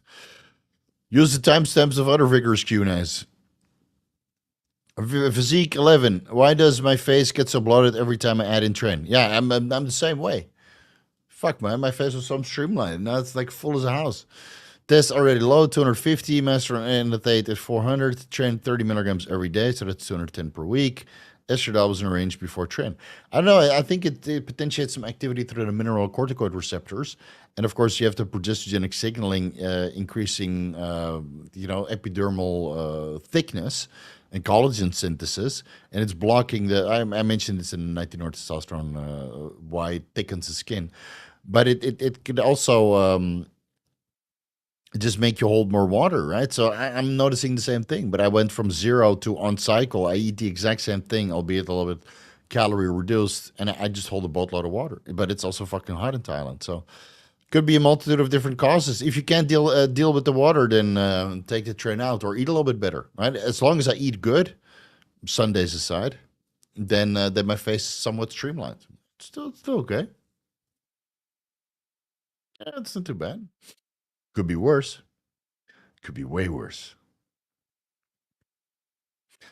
Amr, ever done a DEXA scan? No, I haven't. I've done it 2 years apart to see my body fat changes, but also my bone density Z-score went from 2.2 to 3.2. Top 1% of bone mineral density, probably compared with many non-lifters, though. Yeah, so if you add in nandrolone, And bone mineral density will go even up more. Now, I've never done a DEXA scan. I can't, I don't even know if it's available here in Thailand. I just, like, the numbers on DEXA scan is interesting, but you either look good or you don't look good. Right? And if you don't look good, then you don't look good yet, and you need to keep dieting. So what's the point? What drug for back knee?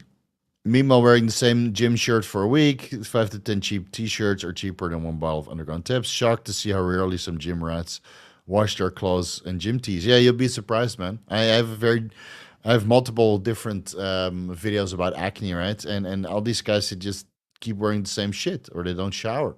And I shower in the morning, and I do my fasted cardio. I shower, I do my work, then I shower before I go to the gym, then I shower after the gym, and then sometimes I shower again before I go to bed. So I don't wear the same shirts twice. If I sweat into a shirt and I take it off, it's off. I'm not going to let it dry and then put it on again. It's sanitation, sanitation, sanitation. Just like location. My pleasure, Joel. $50. Here we go. Woowit asks, "Hey Steve, I'm 280 pounds, 6'1", 30% body fat. Oh, we got to get that down, bro. But I'm not all that fat. I want to recomp. I want 300 testosterone enthate. What do you think of drinking 2 scoops whey protein in the morning before and after workout, and eat 1 meal chicken and rice and 4 scoops last meal?" Okay, you've got the complete wrong idea of nutrition. You have to eat real food 5 times per day, multiple servings of protein, to keep your metabolism going, and eat away at the body fat. Right? You're not going to increase your metabolic rate if you eat protein shakes with no micronutrients. So I have one video that's a ketogenic diet. It's an old one, but it's a good one. You don't necessarily have to follow the ketogenic diet, but it gives you some ideas on what nutrition actually is about. So I'll link it down below. So what you're going to do is 5 meals. You're going to eat 4 different protein sources. All right, so you can eat chicken twice, or eggs twice, or beef twice, or salmon twice, whatever. You can have a shake post-workout, not pre-workout, because pre-workout whey protein, or whey protein in general, is very insulinotropic, so it converts into gluconeogenesis, or converts into glucose to gluconeogenesis. Leucine, isoleucine, valine, they all readily convert into glucose. And if you take that pre-workout, well, you're not really burning any body fat then, right? What's the point? Plus, whey protein has 0 fucking nutrients. So why would you even take it at all? Unless it's post-workout, you want some protein in you quick, and then you have to drive home. Okay, I get it. It's convenient. But if you want to lose weight, you have to eat meals. 5 meals per day. 5. Yeah, it's too difficult. No, shut the fuck up. 5 meals. Pre-cook. Hire a maid. Hire somebody to cook it for you. Hire meal prep. Or cook everything in advance over the weekend. Freeze it in, right? So you can just throw it in the microwave and eat it. It's not the best way. I cook everything home, before I eat it.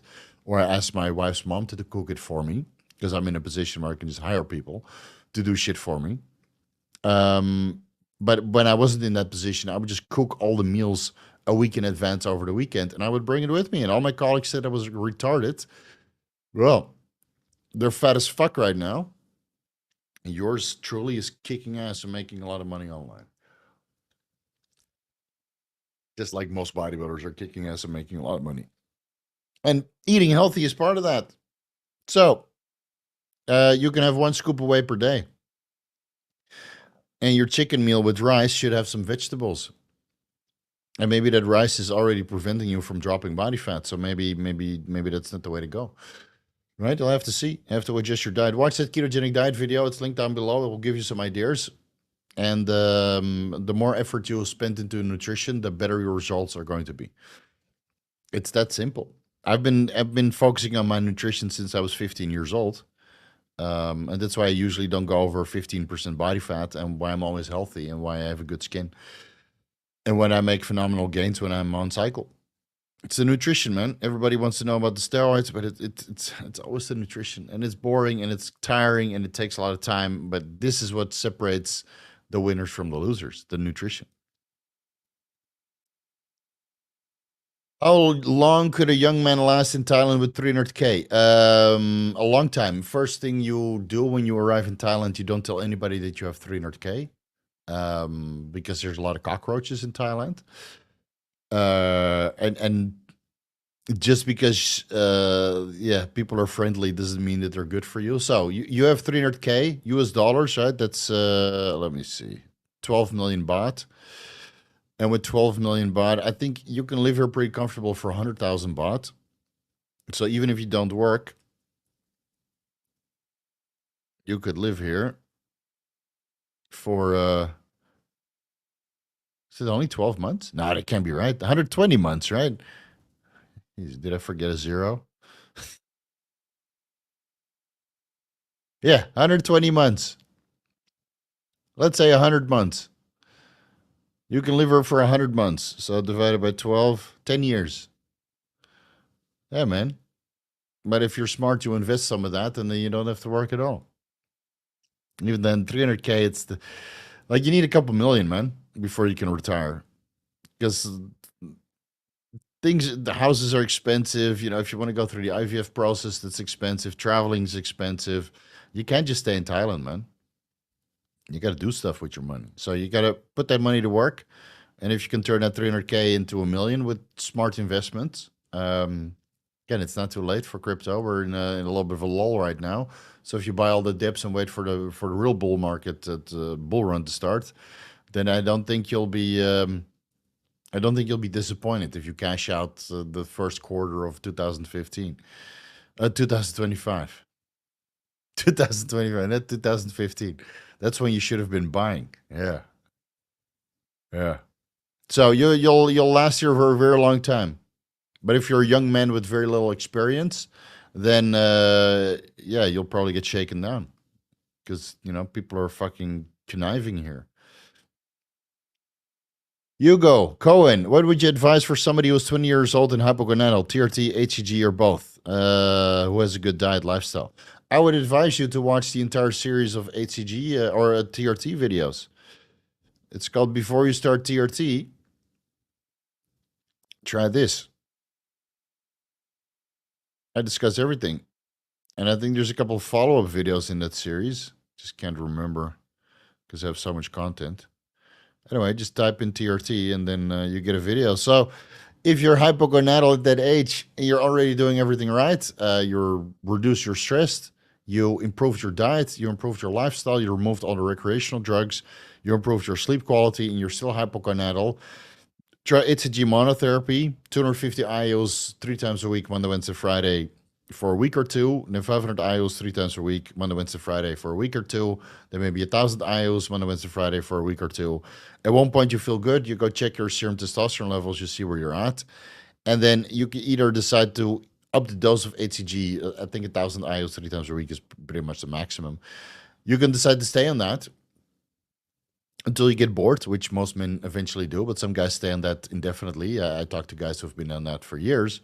At one point, TRT starts to look more fun to you because once you open the floodgates, the Pandora's box has been opened. Then it's just this HCG, then it's TRT and Primo and Anavar and Cialis, and it's the roller coaster of drug abuse. Yeah, talking from experience here. And I said never use Tren again, and here I am running Trembolone. So never say never. So I would start with HCG monotherapy. Watch the videos on my channel on how to self-administer and self-design your hormone replacement therapy cycle. And as a 20-year-old, you say you have a good diet and good lifestyle, but it can always improve. I thought I had a good diet and lifestyle when I was 20 years old. Again, I was already bodybuilding it for 5 years and eating healthy. But now when I look back, there's a lot of gaps and a lot of things I could still improve. So do better, right? Learn more, do better, and run HCG monotherapy. See how you respond, and then go on TRT if you need it. Free some semen though, because if you go on TRT when you're 20, it's going to be harder and harder and harder to come off as you get older. Yeah. All right, guys, I'm going to go to the bathroom real quick. Give me 1 second.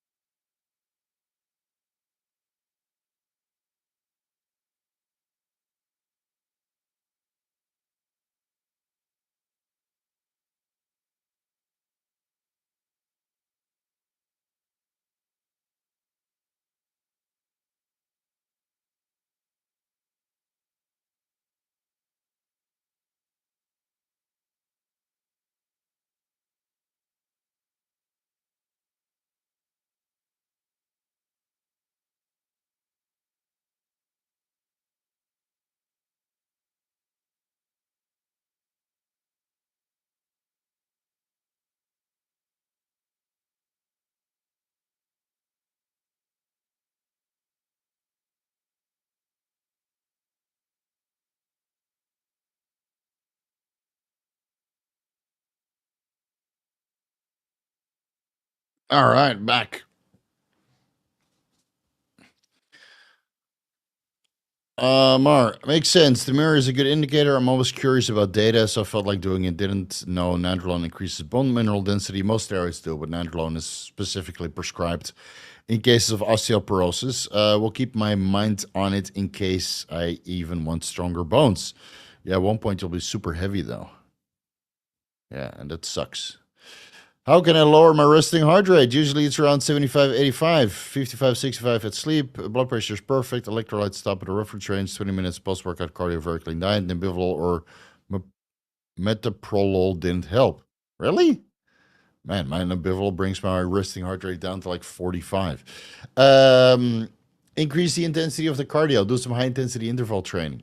See if that improves your resting heart rate and heart rate variability over time. That usually did it for me. So I do 30 minutes upon waking, and my resting heart rate is well, unless you use stimulants, obviously, is right now without an Nibivolol, I think 55. So while sleeping, it's probably 45. I don't have one of those trackers. I sleep fine.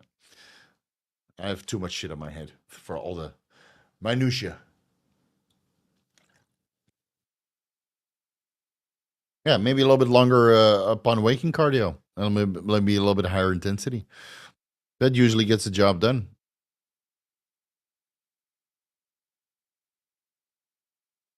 Hey, Master Steve, is Masteron could replace tamoxifen in female breast cancer to avoid bad side effects from tamoxifen? No, it's the other way around. Tamoxifen replaced Masteron because Masteron had bad side effects, virilizing side effects, and tamoxifen don't have that. Of course, tamoxifen comes with its own laundry list of side effects. Blood clots, reduction of IGF-1, right? Reduction of serum estrogen levels, which causes issues downstream, even though tamoxifen can increase bone mineral density. So even though estradiol levels are low from the norendoxifen metabolite that is a potent aromatase inhibitor, even though estradiol levels are low, tamoxifen might be able to offset that and sustain or even improve bone mineral density. Masteron was just discontinued because there's better things on the market for breast cancers, including selective estrogen receptor modulators and aromatase inhibitors. So that's why it was taken off the market. And to be honest, after doing all the research, for all of the other steroids that were investigated in the context of breast cancer, it seems that most of them have the same efficacy. It's not that Masteron had superior efficacy over other steroids when it comes to breast cancer. So I know Primobolan and Masteron pretty similar from what I remember in the clinical trials, or at least the ones that are available. So yeah, just try to live a healthy life so you don't get breast cancer or prostate cancer.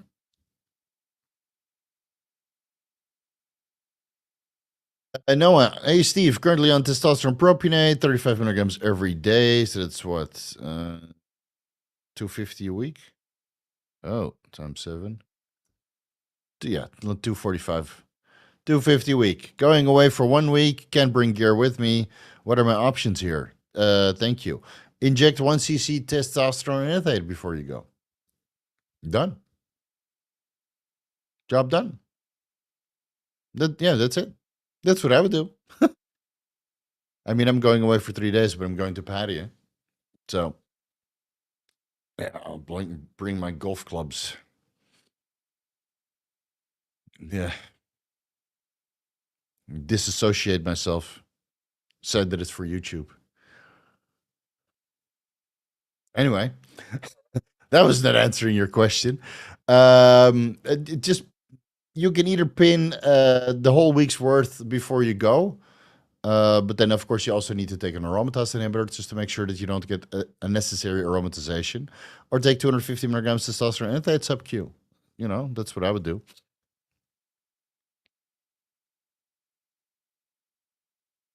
Let's see, Hugo. I've been on TRT androtardic. Androtardic. Jeez, what a name. 250 milligrams every month for 1 year and a half now, and the testosterone doesn't have an effect anymore on you. Any idea why? Well, because the dose is so low. So I would ask your prescribing physician to go to 125 milligrams per week and administer it by yourself. Because 250 milligrams per month is what,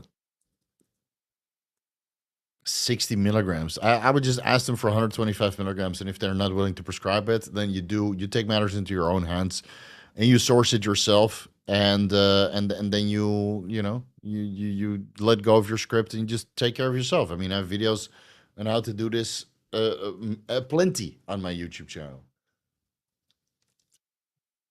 Like, there's a lot of great endocrinologists out there and hormone optimization clinics, and there's for every great clinic, there's 10 shitty ones. So you're probably with a shitty one.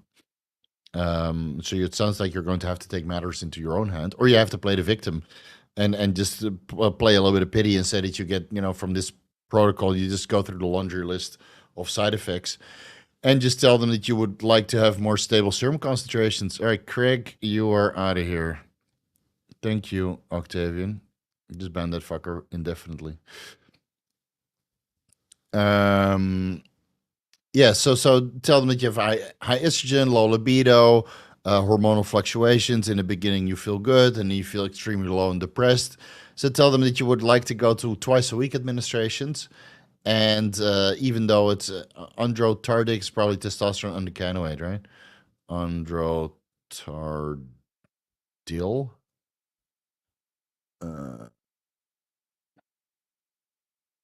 Is in French? Oh, it's actually Bayer. Androtardil. Yeah, it looks like testosterone decanoate. I can't even read it, these pictures. Oh, is it enanthate? Oh, my God. Pop-ups galore. Testosterone enanthate. Yeah, it's not suitable for once per month. So just source it somewhere else if they're not willing to prescribe you in what you want to do yourself. It's just twice a week at least. I've been having trouble with sore nipples since week 2 of my testosterone cycle, 500 milligrams. I'm on week 7. I tried raloxifene, Arimidex, still not going away. Help. Go do blood work, see how high your estradiol levels are, how high your prolactin levels are, and stop the testosterone until then, because you fucked up since the beginning. You probably didn't do blood work before, assessing where your estradiol levels are at. And dude, why you're starting with 500 milligrams when I'm starting with 150? And I'm probably bigger than you are. So go do blood work, cut the testosterone out, keep taking raloxifene to block the estrogen receptors, and see what's going on. Right? Do the responsible thing. My dad is going on TRT. He's in his late 60s. Would HCG be beneficial even at this age? Yeah, it could be. A lot of older guys respond well to HCG if you keep the dose a little bit higher. And maybe that means that he only needs 100 milligrams testosterone replacement therapy and let's say 500 IOS HCG 3 times per week. Check his estradiol levels, see how he feels, keep monitoring his health, his blood pressure, all that stuff. I don't know how healthy your dad is. But you got to keep monitoring all of that, and if you do monitor everything and you keep him healthy, then it will probably be a life-changing experience for him at that age. 13 months, Alvaro J D. Man, we've been working together for 13 months already? Holy shit. Holy shit. How much money did you make doing timestamps for everybody? That's what I would like to know. Send me privately, though. You don't have to tell publicly. But we're very happy to have you, man. It saves me so much time not doing the timestamps, and I'm happy to pay you for your efforts, as is all the other guys like Paul and Todd. I think you're doing it for, and a couple other guys. So good stuff. Welcome for being a loyal member to the Vigorous crew. Steve, takes forever for PD's orders to arrive in Canada. Therefore, I order in bulk. How long can ampules, testosterone, other steroids last in the fridge? You don't need to keep them in the fridge. I mean, it has an expiration date, right? So you put them in your steroid drawer. Hopefully, that's a dark place with stable temperature, and just keep it there. I mean, I had testosterone ampules in my steroid drawer for, well, 2 years. And now, because I bought them before I came off cycle, also in bulk. I'm also a bulk buyer. Yes, baby. Yes, baby. Yes, please. So I just kept whatever I had left, and then as soon as I was ready, I cracked open an amp, and it was still good, as you can see from these cannons. Still good. Yeah, didn't expire. Yeah.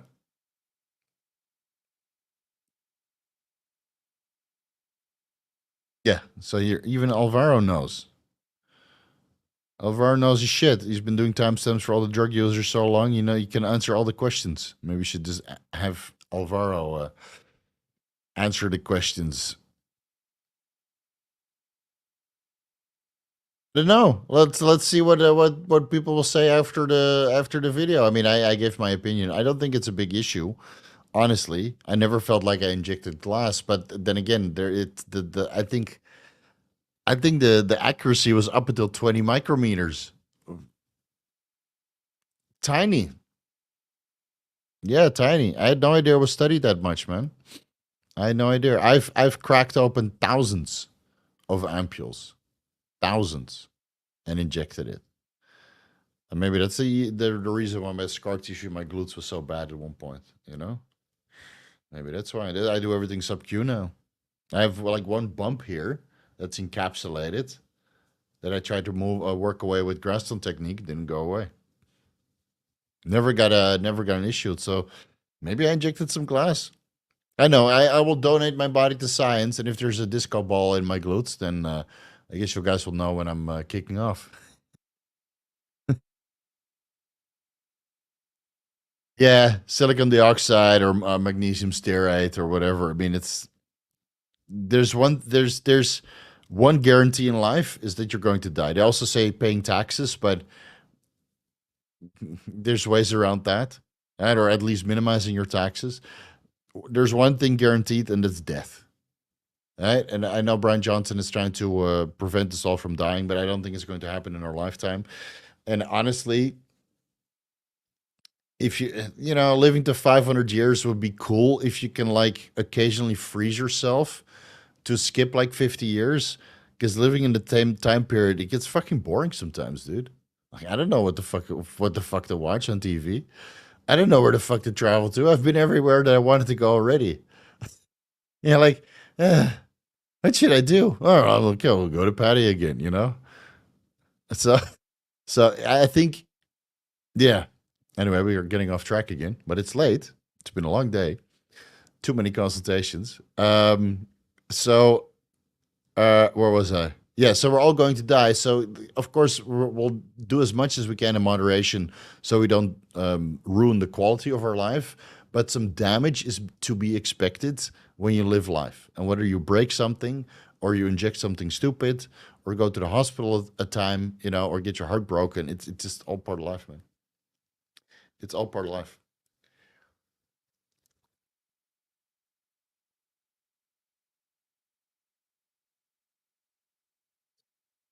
A lot of questions asked are very, very simple to answer. Yeah, but of course, I give everybody their time. I link in my video, which I already answered this question into depth. Thoughts on GW1516 switching? I think that's overrated. I think it's fucking bullshit. I have a GW1516 deep dive, and I think it's one study that showed this, and it's I don't know. I ran that shit for months on end sometimes, and I can't say that it made me weaker. Maybe we should add it in. I'll link it down below. This is the problem with people. They read one study and they think they know, but they lack the experience or the metadata, the meta-analysis to draw a proper conclusion. Test levels before: total testosterone 720, free testosterone 105, estradiol 24, bloods on week 6 of cycle. Okay, levels went up. Estradiol is a bit high. Should I stop cycle or take an AI for the nips? Yeah, I would take an AI, but I don't know how much testosterone you're taking. So, yes, I would take some aromasin, not just for the nips, but also for your libido and your mental health. Because too much estrogen, oh man, ooh, shit show.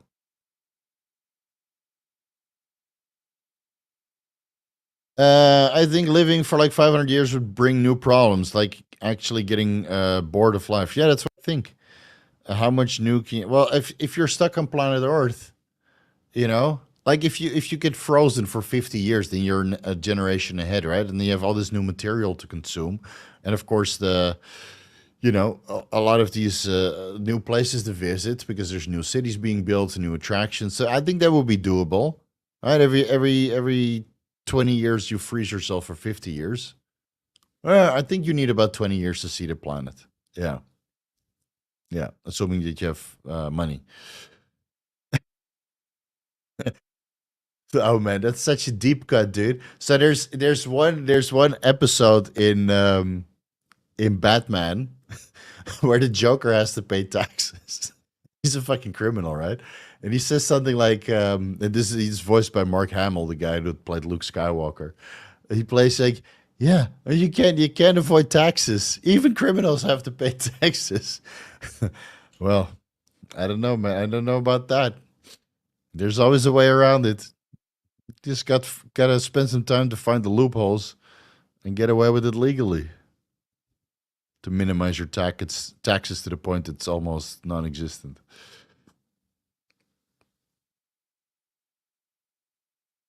But yeah, that's a good deep cut, man. Nice work. On 500 testosterone cypionate with those levels, how much aromasin? 25 milligrams twice a week.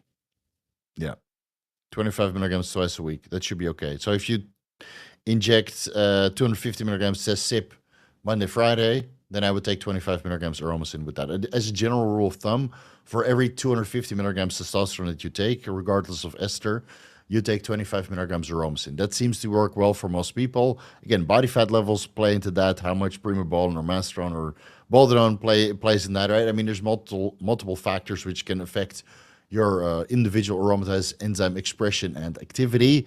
But that's why we do blood work, which you already did. So at least you're well ahead of, well, 90% of the people asking gyno questions.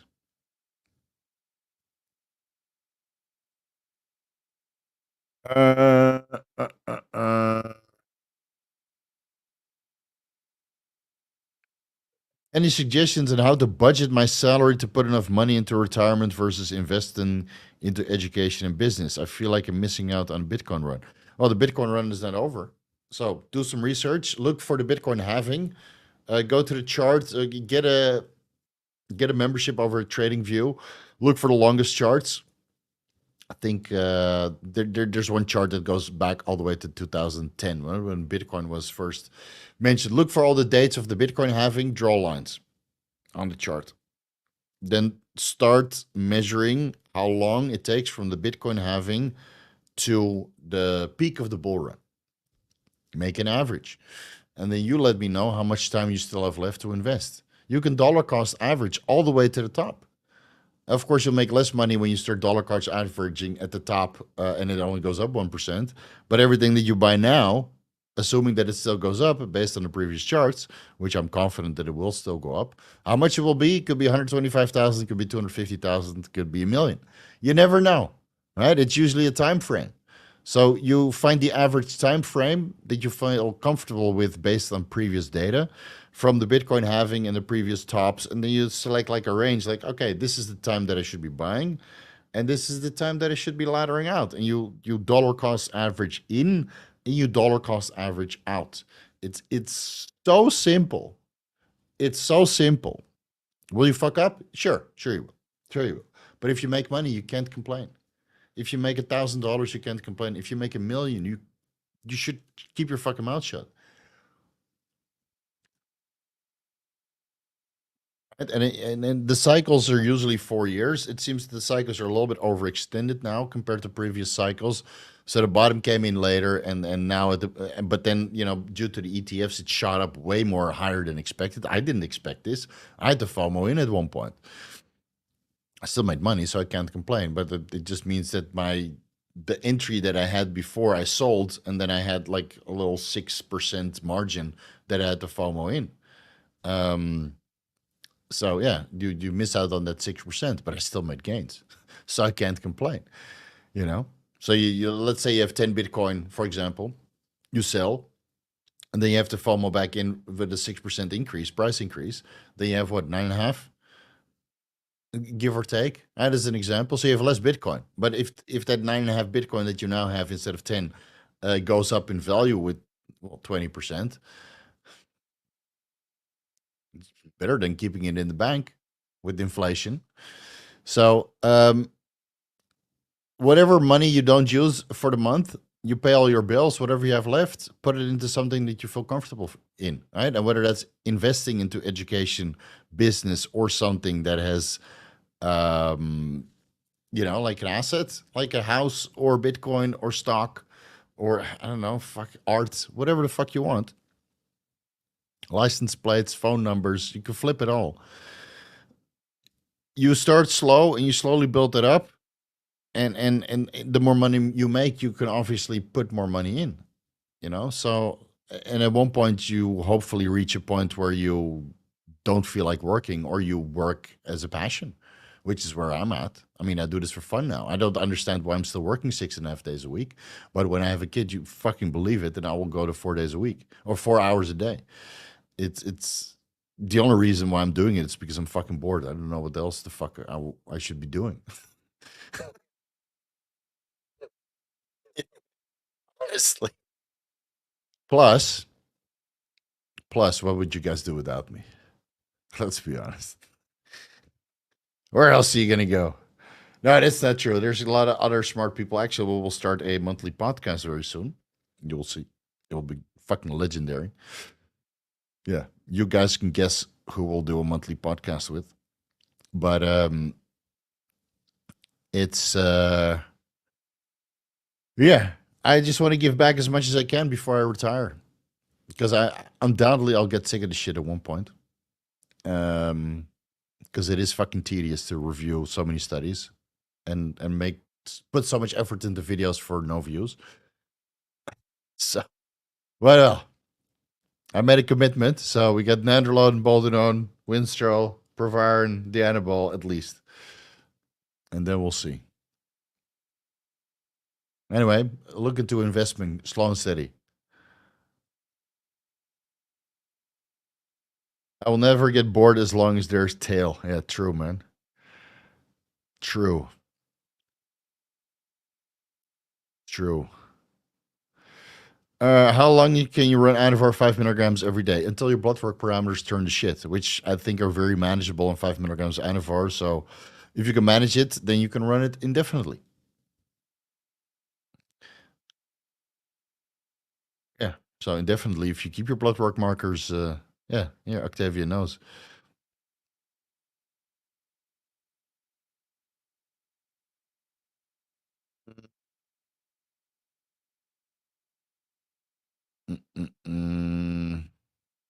All right, we're at the end of the chat. Let's start selecting some fun questions to answer. How is a race? It takes me 2 fucking hours to answer all the super chats and the member questions.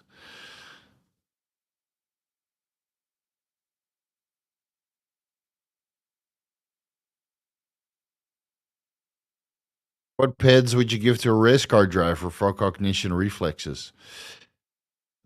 Pretty much the same as the MMA stack, man. Honestly. I mean, race car driving is pretty labor intensive. Especially if it's NASCAR and a Formula One. Amoxapine, Nupept, Diex, it's all the same, man. It's all the fucking same. Ever been in a fight? High school didn't end well. Not for the other guy. No, but in serious fights, no. No. No. Where do you buy your bitcoins? Binance? I buy it at a multitude of different places. I'm on multiple exchanges because in some exchanges you get liquidation, right? So you have a Thai exchange, Bitcup, you have Binance, you have KuCoin, you have a couple other ones, and just sometimes you feel like I felt a while back the USDT value was shooting up. So I moved a lot of USDT to the Thai exchange and just set it at 39 baht. So I went from 37 to 39. And usually these are liquidation weeks. So instead of Bitcoin prices going down, right, which means the tether value is shooting up compared to other currencies. So I send it into an exchange where because you can't, you have to wait until Bitcoin really bottoms out. So Bitcoin usually bottoms out after Tether has already peaked. So you send it to an exchange where you can sell your Tether. You set it at a peak at some stupid high percentage, which you think is realistic, and just keep selling small portions, so it still fluctuates, and they can't see it in the what is it called, the order book, or they don't see a huge sale wall, right? Like, oh shit, there's $1 million USDT trying to be sold, as an example. And you see this huge sale wall, and then people don't feel incentivized, or they put it in before your sell, so you can't sell because all these other fuckers are before it. So you just keep selling small amounts until you're happy with your sell, and then you buy back in at the average, and then you move it back to buy Bitcoin when Bitcoin is still low, because Bitcoin usually stays low for, I don't know, a day or two, as we could see from the the level that it was just at 57,000. So while it's going down, USDT value is going up. You sell that into a fiat currency. You buy back in when Tether has cooled down, and then you go back into Bitcoin. That's proper trading. Yeah. So I'm on a multitude of different exchanges. Yeah, and if you time that perfectly, dude, you make like 20%. Ah, yeah, that was way too good of an answer. No money. For what? I can't remember. All right, I can't remember. Are Asian women tighter? Hell yes. Hell fucking yes, dude. Oh my god. I remember the first time I came here. I went to Bangkok first, 2006, and then Phuket, and it's like, oh man, oh man, yeah, good times. And I've been all over Asia, so I can vouch for other countries as well. It seems to be the case all over Asia. Yeah, yeah. Of course, if you get it with a prostitute that's been hollowed out, then well, it's not gonna make a difference. But man, if you're lucky, then if you meet a nice girl that hasn't been around too much, yeah, Natasha on the top, baby. Oh man, good shit. You'll never, and plus they shower before intercourse. So that's after, dude. I went back to Holland, right? All these Asian Thai girls, they well, let's shower because we sweat, then they don't even smell. So you're super clean, right? You put your face everywhere, and then you go back home to hook up with your regular, and then you ask them to shower. It's like, do you think I'm dirty? And then your dick just automatically just falls to the floor. How'd you get that resistance? I'm like, no, just let's take a shower so I can, be a little bit more friendly down there. Oh, do you think I'm dirty? I don't, I just fucking left. Anyway, yeah, this is a good one to answer. Godzilla. Do a lot of foreigners lose control in Thailand? It seems to be more of a common occurrence now, especially in Pattaya. And I don't know what the fuck's going on over there. It's Conor Murphy lost his fucking mind. I have the inside scoop, which I don't really want to disclose, but it is.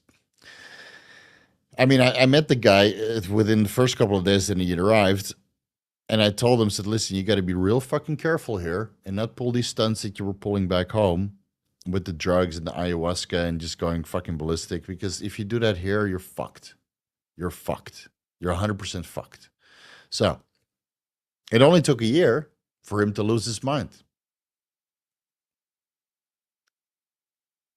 It's fucking pathetic, honestly. It's fucking pathetic. And I remember distinctly, he told me, no, that was all a stunt for YouTube. And then he pulls the same excuse now. It's all a stunt for YouTube. Then where's the footage of the YouTube stunt? Anyway, I hope these guys get their head out of their ass. And Tony Huge needs to really step up his game, because it seems that he's either purposely surrounding himself with people who tend to lose control, or he's corrupting them to the point that they lose control. And this is the exact same thing I would tell you personally, Tony. You know this. You need to step up now, because at one point this shit will turn so fucking south for you that it will you'll not be able to bribe your way out of it. Really. So, but it's a common occurrence. I have several people that are working for the police, right? Two friends in the Royal Thai Police here in Bangkok, and one in Pattaya. And it seems to get more and more and more after COVID or after weed got legalized. I'm not entirely sure. A lot of people are leaving the Western world. A lot of these people are not sound mentally. And I have a few quirks. I get it, but I don't lose my fucking shit. A lot of these people have some quirks. They take drugs, whether that's here or imported or whatever, and they lose their fucking shit. Right? And so there's now foreigners attacking Thai police officers. There's Thais attacking police officers. That's in the news constantly. And people jumping off balconies like almost every day in Pattaya. I don't know what the fuck is going on there, man. I don't know what the fuck is going on there. I've been here 20 years now. And the amount of insanity that I see, especially in Pattaya, I can't believe that I'm going there, but at least I stay away from these bullshit circles. It's it's alarming, honestly. And I talk with these police officers like, dude, you don't even know, man. It's like all this like disassociation and these weird crimes that don't make any fucking sense has gone up the last 2 years. And it's amongst the foreigners and the Thais, but it's mostly the foreigners. Yeah. So keep your circle small when you're here. We have a group chat, and I told people, said anybody who wants to enter the group chat needs to be vouched first, and if they're not in the group chat, they're probably pieces of shit. That simple. I had to sound like a fucking dick, but you have that Chinese guy throwing the Chinese lady that went on Goop's page. Then you have Connor Murphy going insane. Leo, I hate to bring it up, but he was choking out prostitutes, which is fucking ridiculous also. Then you had Fadi Hussein, which didn't do anything in Thailand, but he turned out to be a heroin dealer. He's also on YouTube and Instagram. He's going to jail now for 7 years. He was patrolling in Pattaya.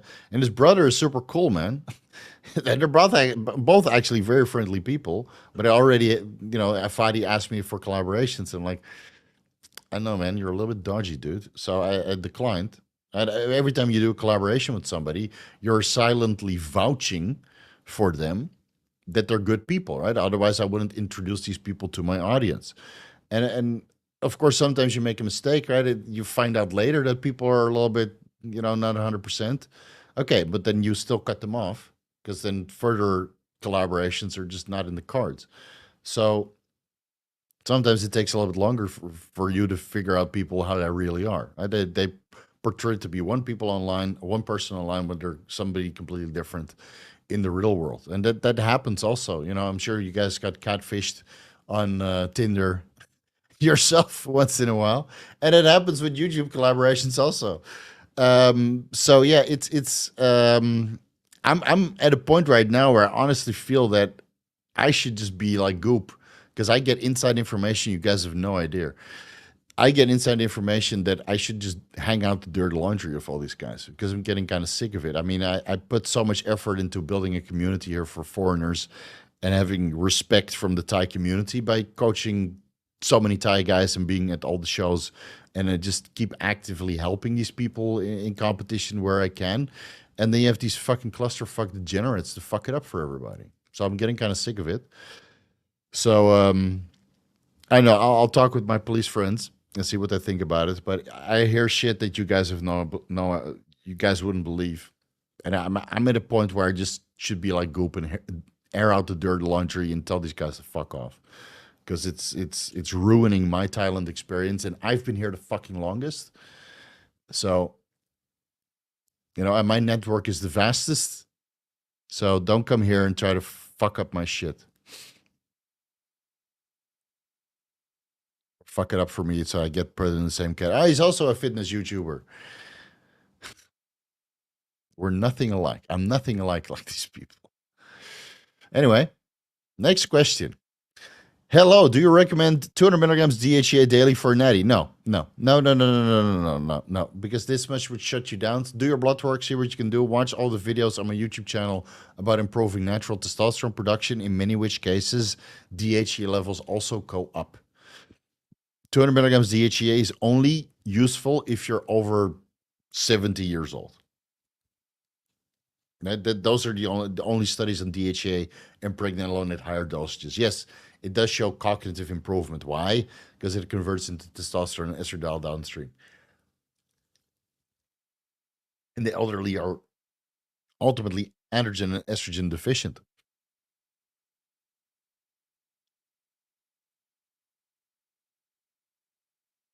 You know, it's also weird. Like all these guys lock themselves in the bathroom.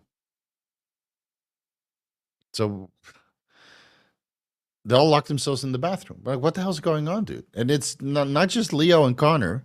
It's also like a lot of guys that I hear about through the police connections. Like all these guys lock themselves in the bathroom.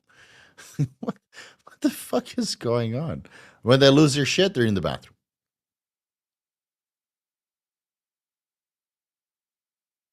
No, man. Yeah. So this is what's going on. They're messing it up, right? All right, let's close off the super chats. Um, they're just messing it up, and it makes it more difficult for the visas. It makes it more difficult to just interact with people because at one point you get sick of it, right? As a national, like if you're Thai and you see 9 out of 10 foreigners just misbehaving, or when you go on holiday to a tourist place like Phuket or Padi or Hua Hin or Chiang Mai or Shanghai, and you see all these degenerate foreigners just acting like fucking retards, and then you see another foreigner just living his life in Bangkok, trying to stay away from the retardation, you know? So let's see how long it will take until the party is over. Andrew Garcia had a work injury and couldn't work legs for 5 months. Currently in a cut. How much progress can muscle memory make? Quite a bit.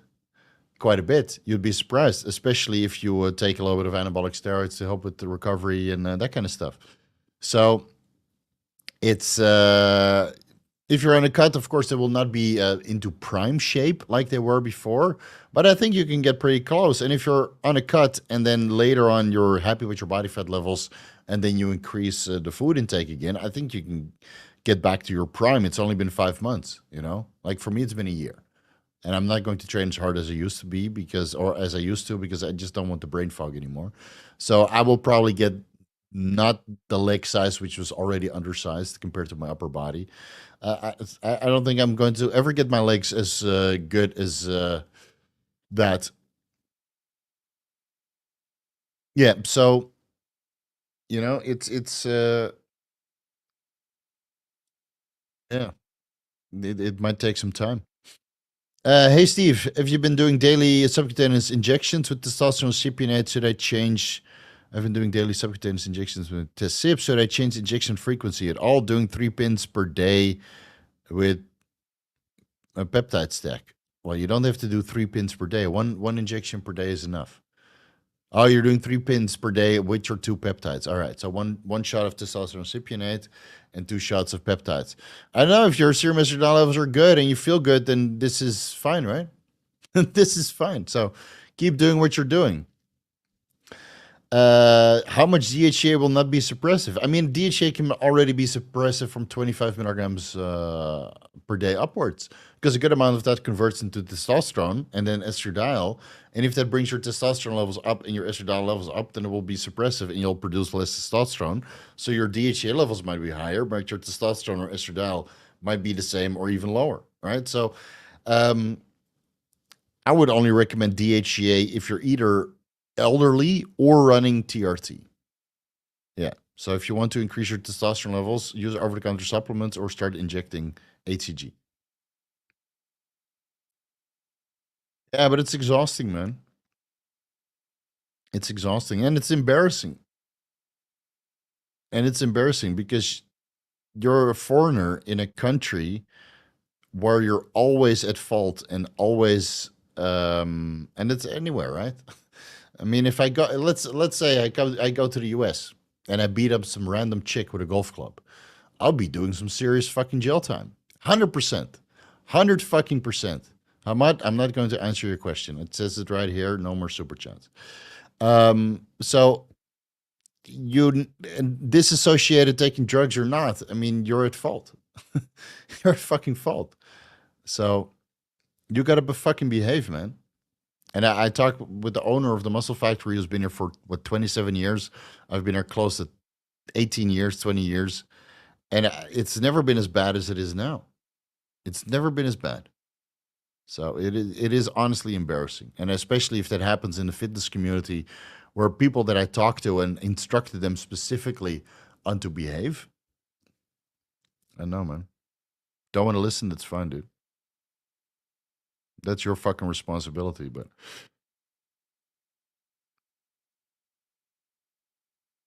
all right, let's wrap it up. How about the last one?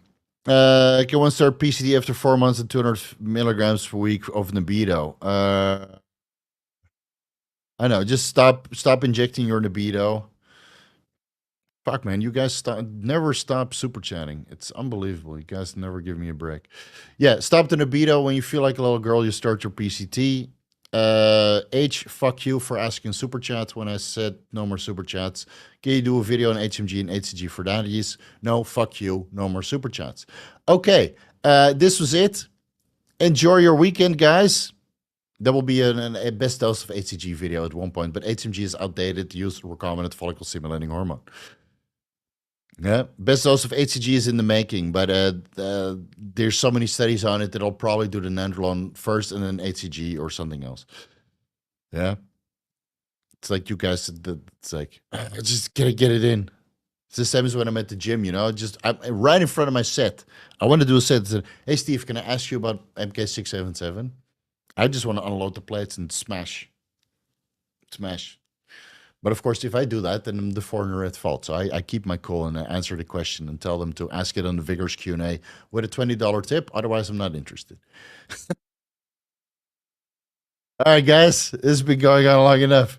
Guys, enjoy your weekend. I'll be in Pattaya. Don't expect too many videos next weekend or next week. I need a little bit of break because it does get a little bit monotonous to make videos and do review and make videos and do review. So I'm out, but next week we'll still have a Vigorous Q&A, and then you guys should do your due diligence, asking some nice questions so we can ramble a little bit more. Yeah. Yeah, if I saw you in person, I want to ask you a question. I feel it's wrong to exploit your time like that. Yeah, but it happens all the time. That's why I train at 9 o'clock in the evening, so there's not too many people there. All right, see you guys later. Peace out.